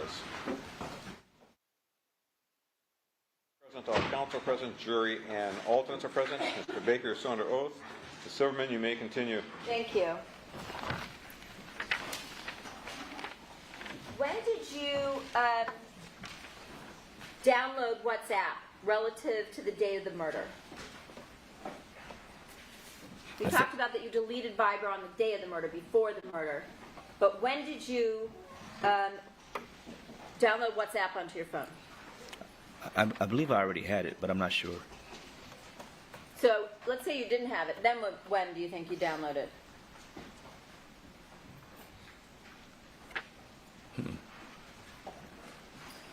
I really think I had it already. I really think I had it already.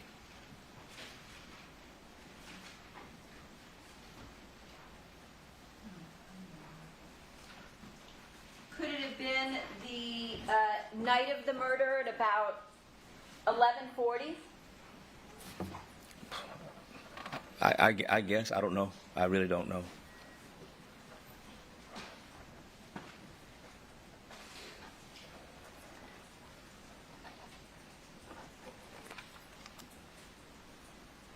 When was the first time you remember you and the defendant communicating using WhatsApp, the second encrypted app? I'm thinking maybe I really don't know. It's been a long time ago. I'm thinking we may have used it even before this thing happened, and then after that,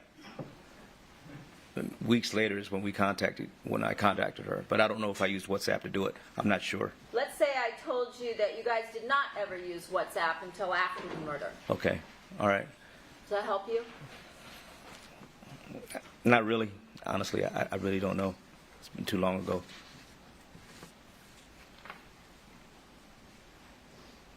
I'm going to show you your messages with Mr. Spence that you asked to see. Okay.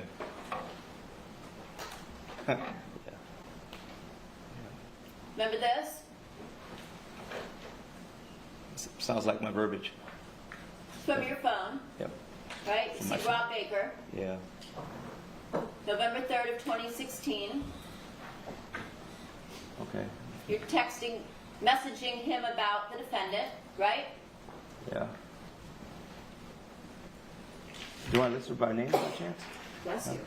And then, do you see here, on the second page, Oh, yeah. where Spence asks you on November 3rd, y'all living together, and you said a year. You're answering a prior question where he asked you,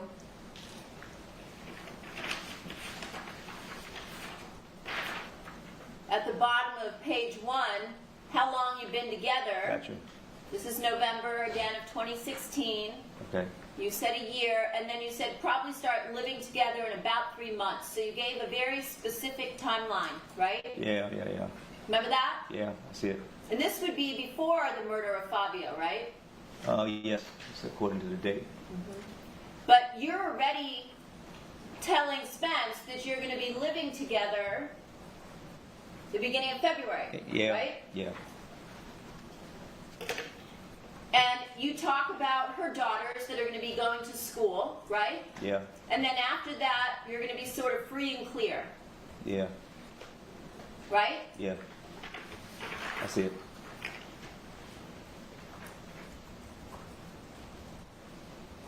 And then on the last page, you said, now when I move into that spot, this place where you're moving in together, and then, or she moved in with me, and you always got a place to stay if I have room for sure, right? Yeah. And then Ron Ray, this is exhibit 206. I'm sorry, Ron, I don't know if I said, but the messages with Spence are in Curtis Davis's PowerPoint on exhibit 158. And this was pages 23 to 25. Thank you. Moving on to exhibit 206. Again, messages with Ron Ray from November 12th of 2016. You recognize this? Where's this from? Again, do you recognize this? No, I don't. Hang on. You see this where it says Rob Baker? Yeah, I do. And it says, I've been with my girl for a year now. Okay. See that? Yeah. And then on the next page, page 2 of People's 206, he asks you, are you living with her? This is again November 12th of 2016. Okay. Remember that? No, but I took your word for it. And then he asked you to send a picture, right? I don't remember.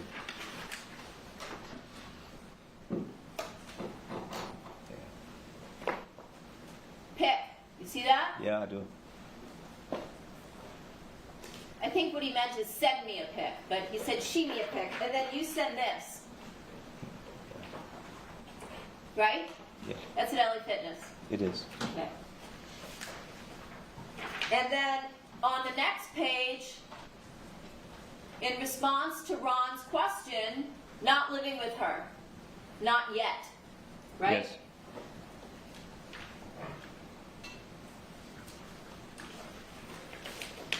So again, you told your friends, Micah Spence and Ron Ray, that you and the defendant were going to be living together soon, right? Yes. So at that point in time, you and the defendant in November of 2016, before the murder of Fabio Sementilli, you and the defendant were already making plans to live together, correct? Just me. Just you. So how were you able to tell Spence that it was probably going to happen in 3 months? That's argument. Overruled. Even if I did accomplish this thing in January, there's no way we can get together and do this in 3 months. It's just bravado. That's just bravado guy talk.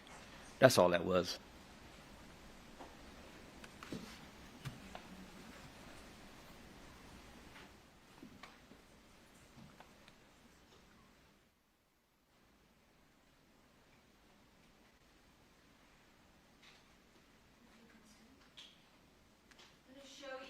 Again, from 158, Officer Davis's PowerPoint.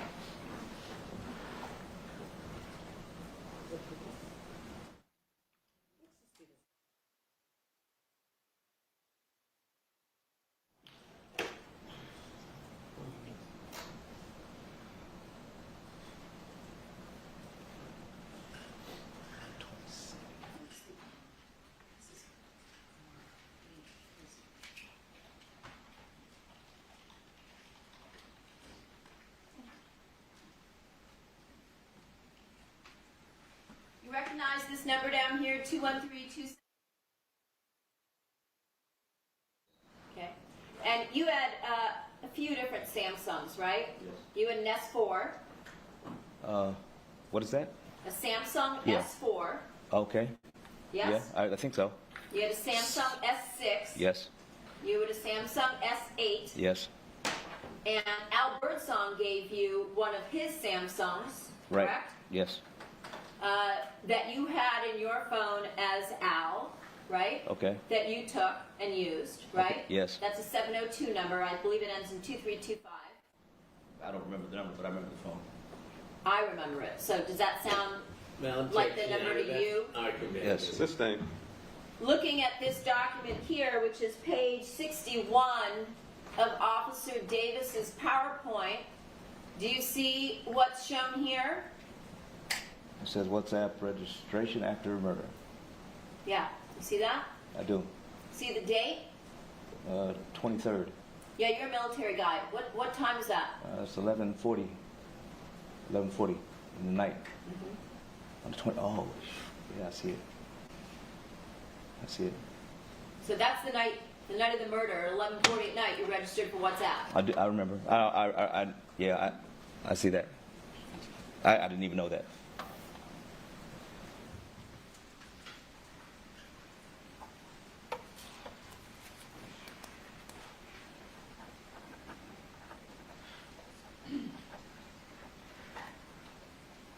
So was that just a coincidence that you and Monica deleted Viber from your cell phones prior to the murder,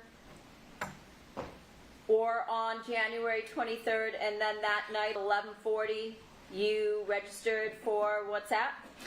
Just in case she might text me. So it's just a coincidence. No, you're just going to text me because I know she used WhatsApp a lot. I knew that she used that a lot. Well, let me show you something else.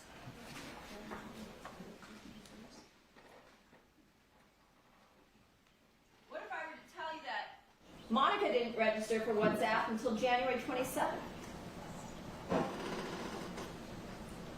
could have swore she used that app a lot more.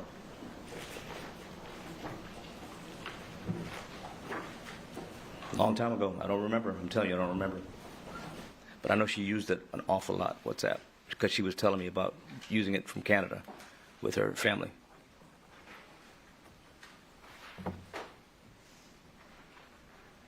This is page 62 from Officer Davis's PowerPoint that's contained on the flash drive that we've marked as Exhibit 158. You recognize this phone number here at the bottom that ends in 4213? I can barely remember it, but it's familiar. It's familiar. Whose phone number is that? I'm assuming it's hers. I'm only Who? assuming. Monica's. Right, remember that? I'm assuming it is, yeah. You're assuming. Yeah, I don't remember offhand anymore. Well, let's assume you're correct. Do you see here the registration? I do. And what does it show? 8 in the morning on the 27th.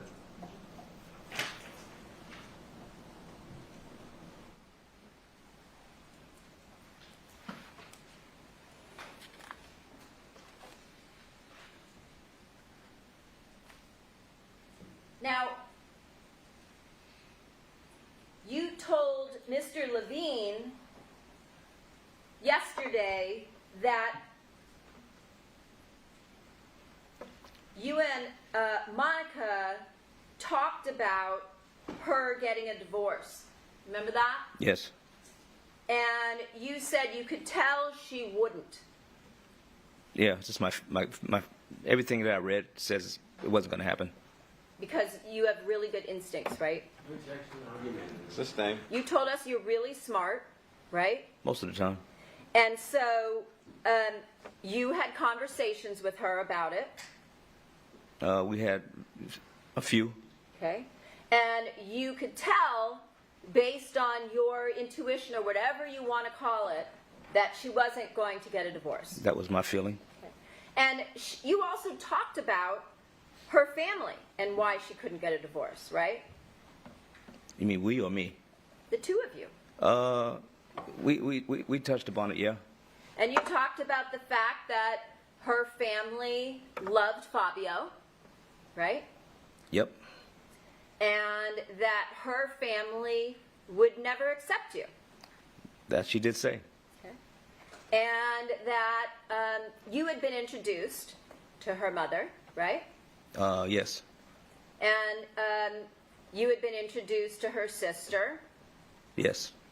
When was the first time you think you were introduced to her sister?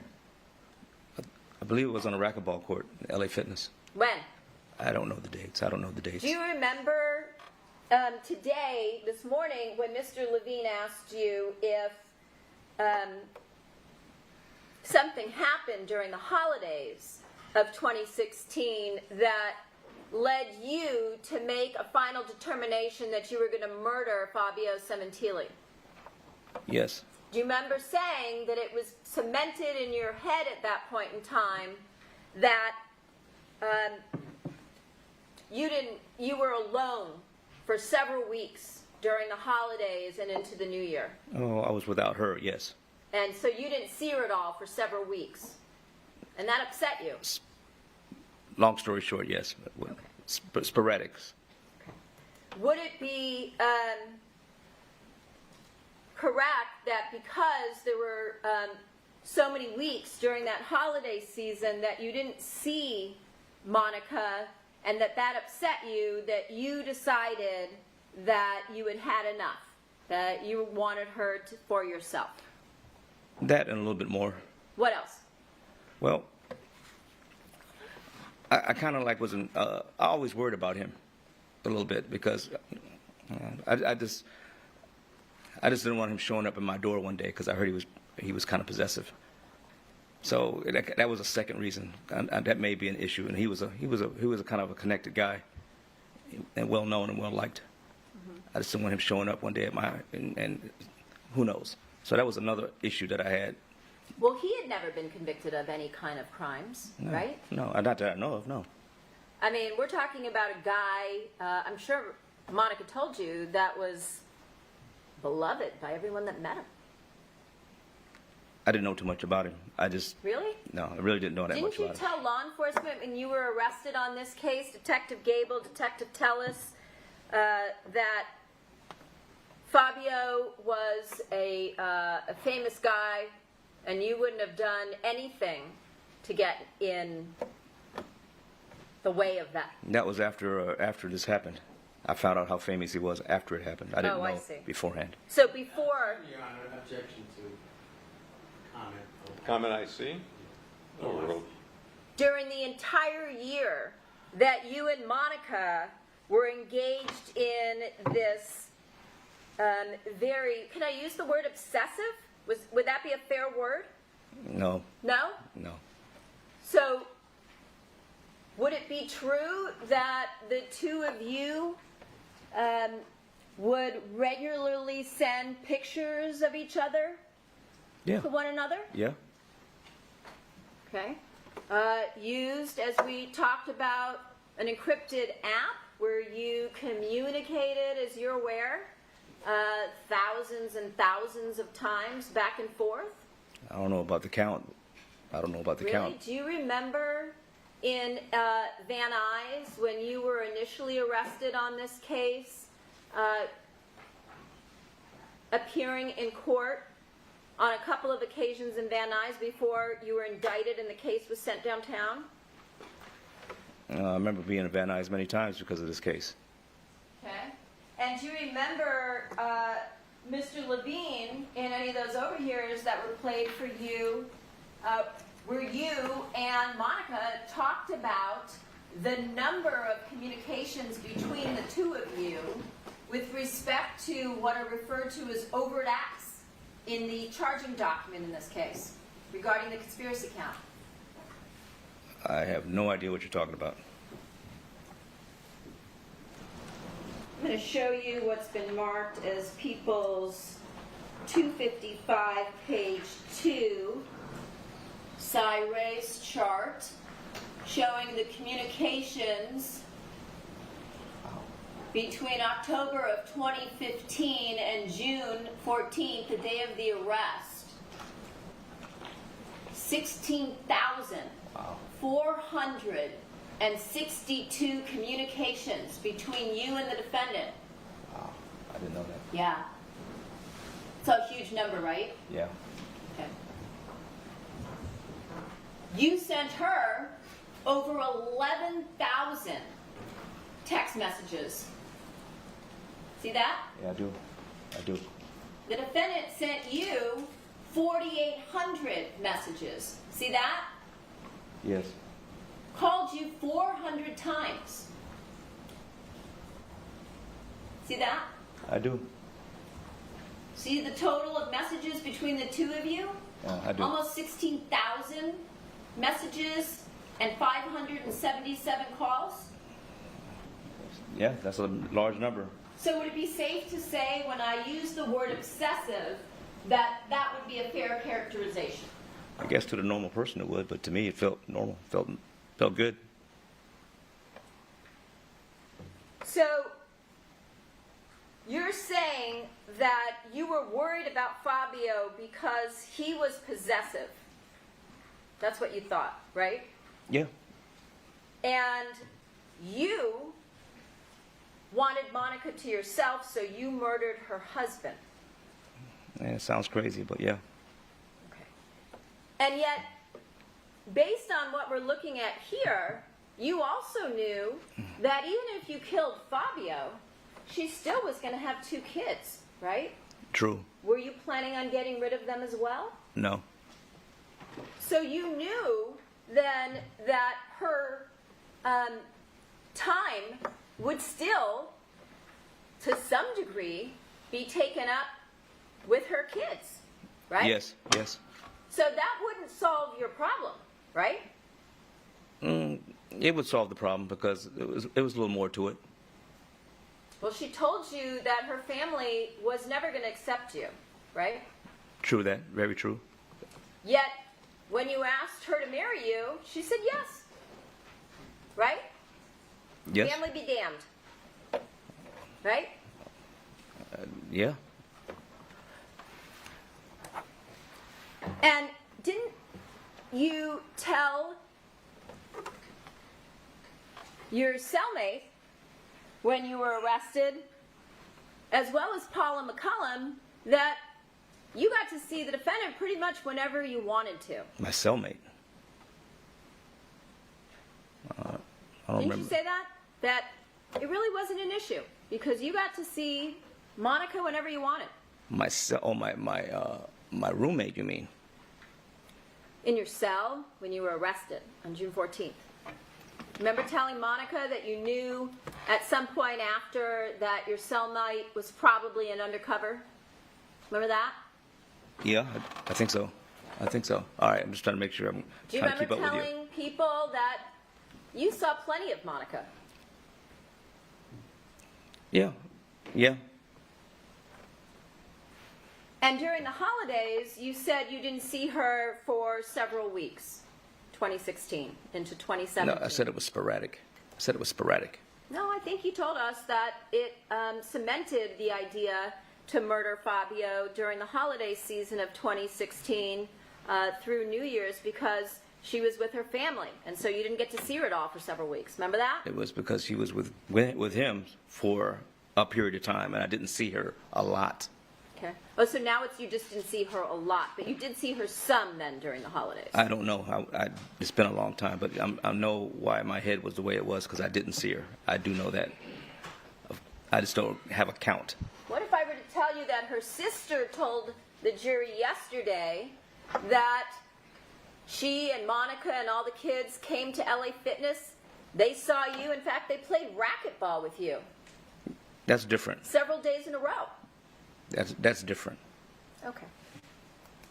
So you did see Monica during the holidays, right? I'm assuming so. If she says that's what happened, then that's what happened. And you were in constant communication with her over the holidays, right? Yes.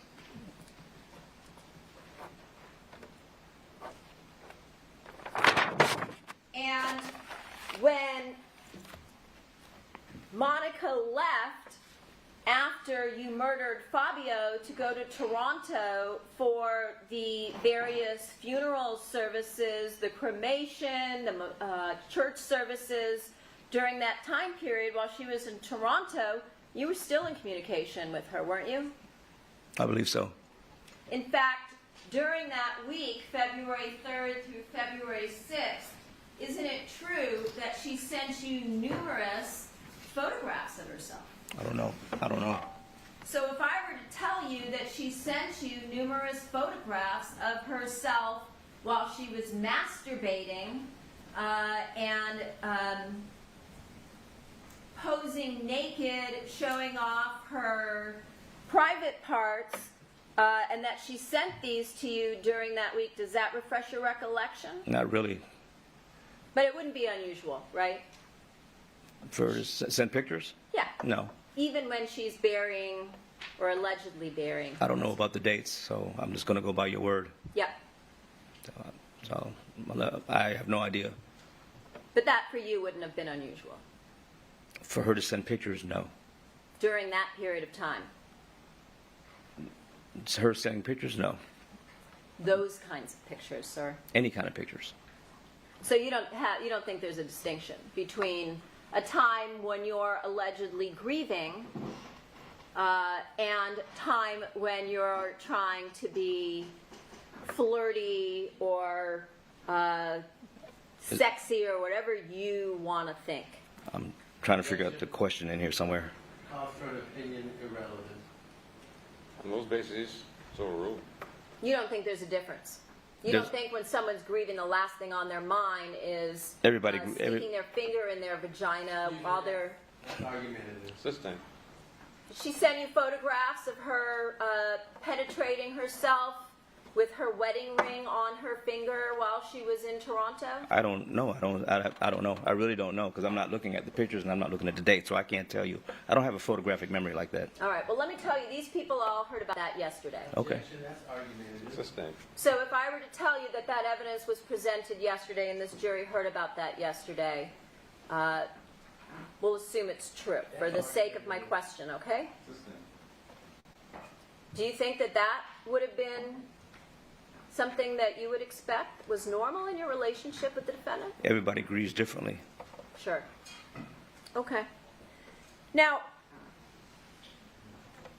didn't Monica also tell you that her friends also would never accept you? She did. Okay. And did that include the woman that you referred to as Busybody Debbie? Never met her, but I heard about her. Oh, you did meet her, though. I don't remember her. So, after the murder, on the date of January 29th, so 6 days after the murder, do you remember going up to Victorville? I remember going probably through Victorville. Do you remember going to a T-Mobile store in Victorville? Yes, I do. And what was the purpose on January 29th of going to Victorville? To stop in, get some food, and pick up phones. What kind of phones? Cell phones. How many? 2 or 3. For what purpose? To keep and communicate with whoever I needed to talk to. Okay. And so when you told us that you would always have an extra phone, would you agree that those are burner phones? Yeah. Yeah. So when you went and bought these 2 or 3 phones up in Victorville, did you register those phones under your name? No, it's a burner phone. So what does that mean? It means it's not in my name. It's just a made-up person. So you made up a person. Yes. And so what name did you register these 2 or 3 phones under? I don't remember. I just picked a name. Like what? Give us an idea. John Smith. How about Daniel Jones? Like I said, I don't remember. I told you that. Okay. Does that sound familiar? Probably. And when you get a burner phone, what's the point? To have a phone where if anybody's looking at you, they can't find you, they can't trace you. And what did you do with those phones? I planned on using them. To communicate with who? Anybody who I wanted to stay away from this whole thing with. Because I figured they're going to be listening on my phone eventually, so I'm going to use this phone to stay offline. Well, there were more than one, you just said. Yes. So you're going to use multiple phones. Yes. And how are you going to communicate with Monica after the murder? Oh, after the murder? Well, We're talking about January 29th when you went up to Victorville. and you bought more than one burner phone. Just in case I opened up some type of communication with her, if I can even communicate with her, I just wanted an extra phone just in case so I can talk to her, if she's even able to talk to me. So what do you mean? I don't know. What do you mean? What do I mean? Well, did you give one of those phones to her? Eventually. How about that night? I don't know. I'm telling you, this is 8 years ago. I don't remember all this stuff. You have all the info in front of you. I don't know. So you went up to Victorville, as we said, on January 29th, and you purchased some burner phones under fake names, correct? Yes. And then later, did you come back to the Los Angeles area that night? I think so. Okay. And do you remember where you went? No. You remember going to the wake after the funeral service at Monica's house?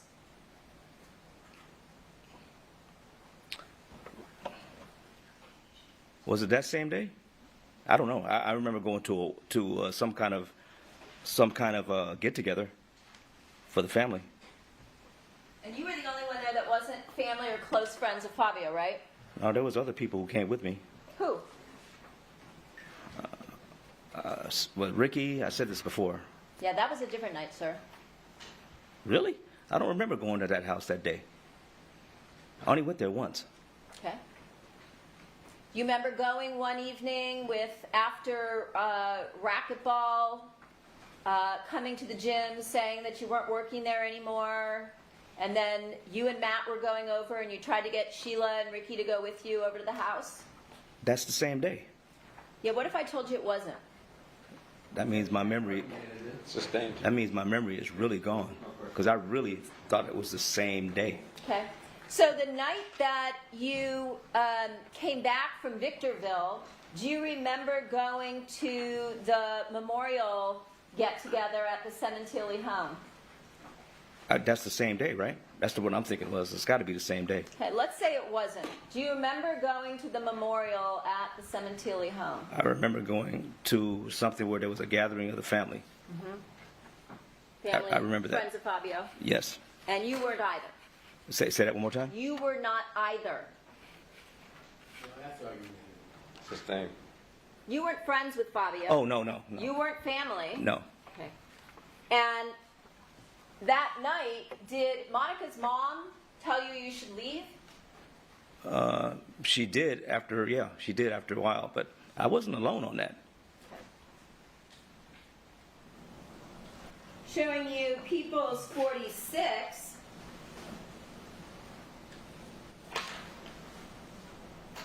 You recall this night? That's the same night we've been talking about. Yeah, that's the same night we've been talking about. That one to the house. See the bandage on your left index finger? I do. Okay. That was related to the murder, right? That was related to the hit and the murder. The murder. The hit and the murder. The racquetball hit and the murder. And the Same murder? Huh? And the murder, you said? I'm sorry? It's overruled. It's overruled. Yes. The knife that you used. What kind of knife did you use to stab Fabio Sementilli in the neck? It was some kind of hunting knife. Some kind. Some Like what? kind. I don't know the name of it. How long was the blade?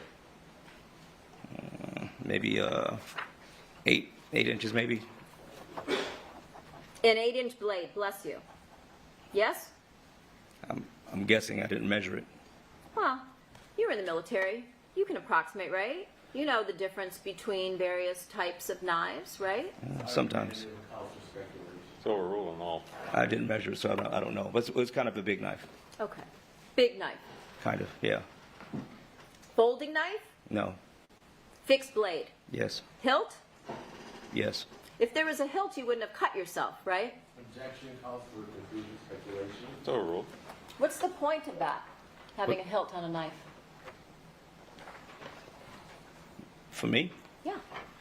To keep you from getting cut Right. and to get a better grip. Right. Because Okay. your hand won't slide when it gets bloody and slippery, right? Yes. This knife didn't have a hilt, right? Which knife? The one knife with- you used to murder Fabio Sementilli. Oh, I thought you were talking about a different knife now. What other knife would we talk about, sir? I don't know. We're here to talk about what you did. Yeah, I'm right? trying to help. I'm trying to get to the end of this thing. So yeah, let's continue this on. Let's continue. So I don't remember if it had a hilt or not. I just remember it was a bigger knife. I didn't study it. Showing you People's 45. You recognize this? I recognize me and her. Sitting together, Yeah. right next to where Fabio was slaughtered.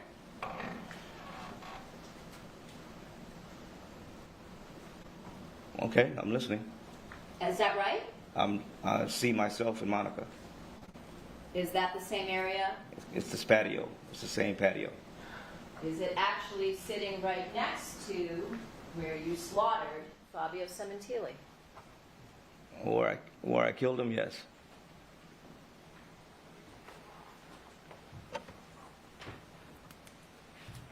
That night, when you came back from Victorville, did you give Monica one of the 2 burner phones? No, You did not. I did not.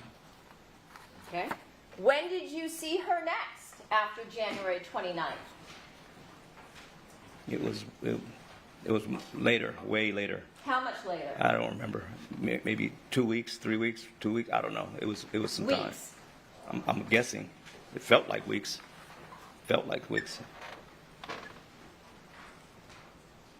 Showing you People's 218. You recognize what you see here? First page. Looks like an account information. January 29th, Yeah. the name Daniel Jones, Okay. a ZTE flip phone. Okay.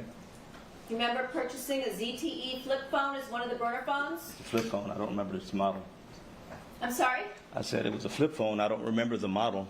I don't remember all these details. Because you got all this information in front of you. I don't. Well, you asked for it because you said if you saw it, you might be able to remember, so I'm showing it to you. Okay. So showing you now People's 150. Do you see the ZTE flip phone? I see a phone, a flip phone. Yeah. Is that the one you purchased? I don't know. I'm assuming it is, but I don't know if it's that one. Do you recall giving this name and this fake address, Panama City, California? I probably did. I just don't remember the information, but I probably did. Showing you the second page. On that same date of January 29th, a second phone, same address, same fake name, this time an LG stylus phone. Is that the other phone you purchased? Probably. If I were to tell you this is a photograph, page 3 of People's 218 of the LG stylus, does that look familiar to you? It could have been the same one. I mean, it could have been the same style of phone. Probably was. But you're saying you didn't give Monica the phone, the ZTE flip phone that we see here in People's 150, right? Correct. So do you know how she was able to get it to take with her to Canada 2 days later? Was it 2 days later? It can't be that soon. So I know you said you couldn't remember, it's fair. It's been a lot of years. You wanted to see photos, you wanted to see documents. I've shown you photos, I've shown you documents. Does this refresh your recollection that you went to the wake that night in order to give the defendant this burner phone? No, I didn't give her anything Okay. that day. So I know how did that for she sure. get it to take with her to Canada 2 days later? Because you said you didn't see her after It this didn't. night for weeks and weeks. Something's wrong here. Yep. Something's wrong. No, at the wake or whatever that was, I didn't give her anything. And I remember leaving to go back to Vegas for a while, but I didn't leave a phone. You said you bought it for her though, right? You said you bought a burner phone, an extra Well, burner phone. so you I could bought it communicate with her. intending to giving it to her eventually somehow, but it wasn't. I cannot remember. I really can't remember. I really can't remember.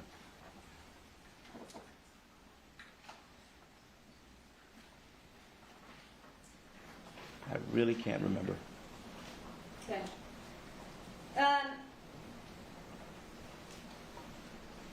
You recognize this phone though, right?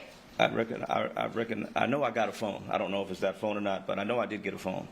And then you recall when you and Monica were in custody talking to each other about the ZTE flip phone. Remember that? No, I don't. I don't remember.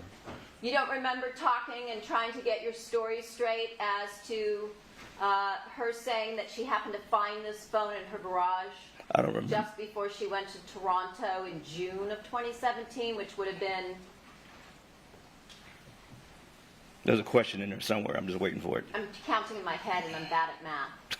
I only do statistics. Yeah. 4.5 months later. As far as the conversations, I don't remember the conversations. I don't. Well, we heard you on tape last week talking about the ZTE or the flip phone and her telling the police that she found it in the garage. Does that refresh your recollection at all? No, it really doesn't.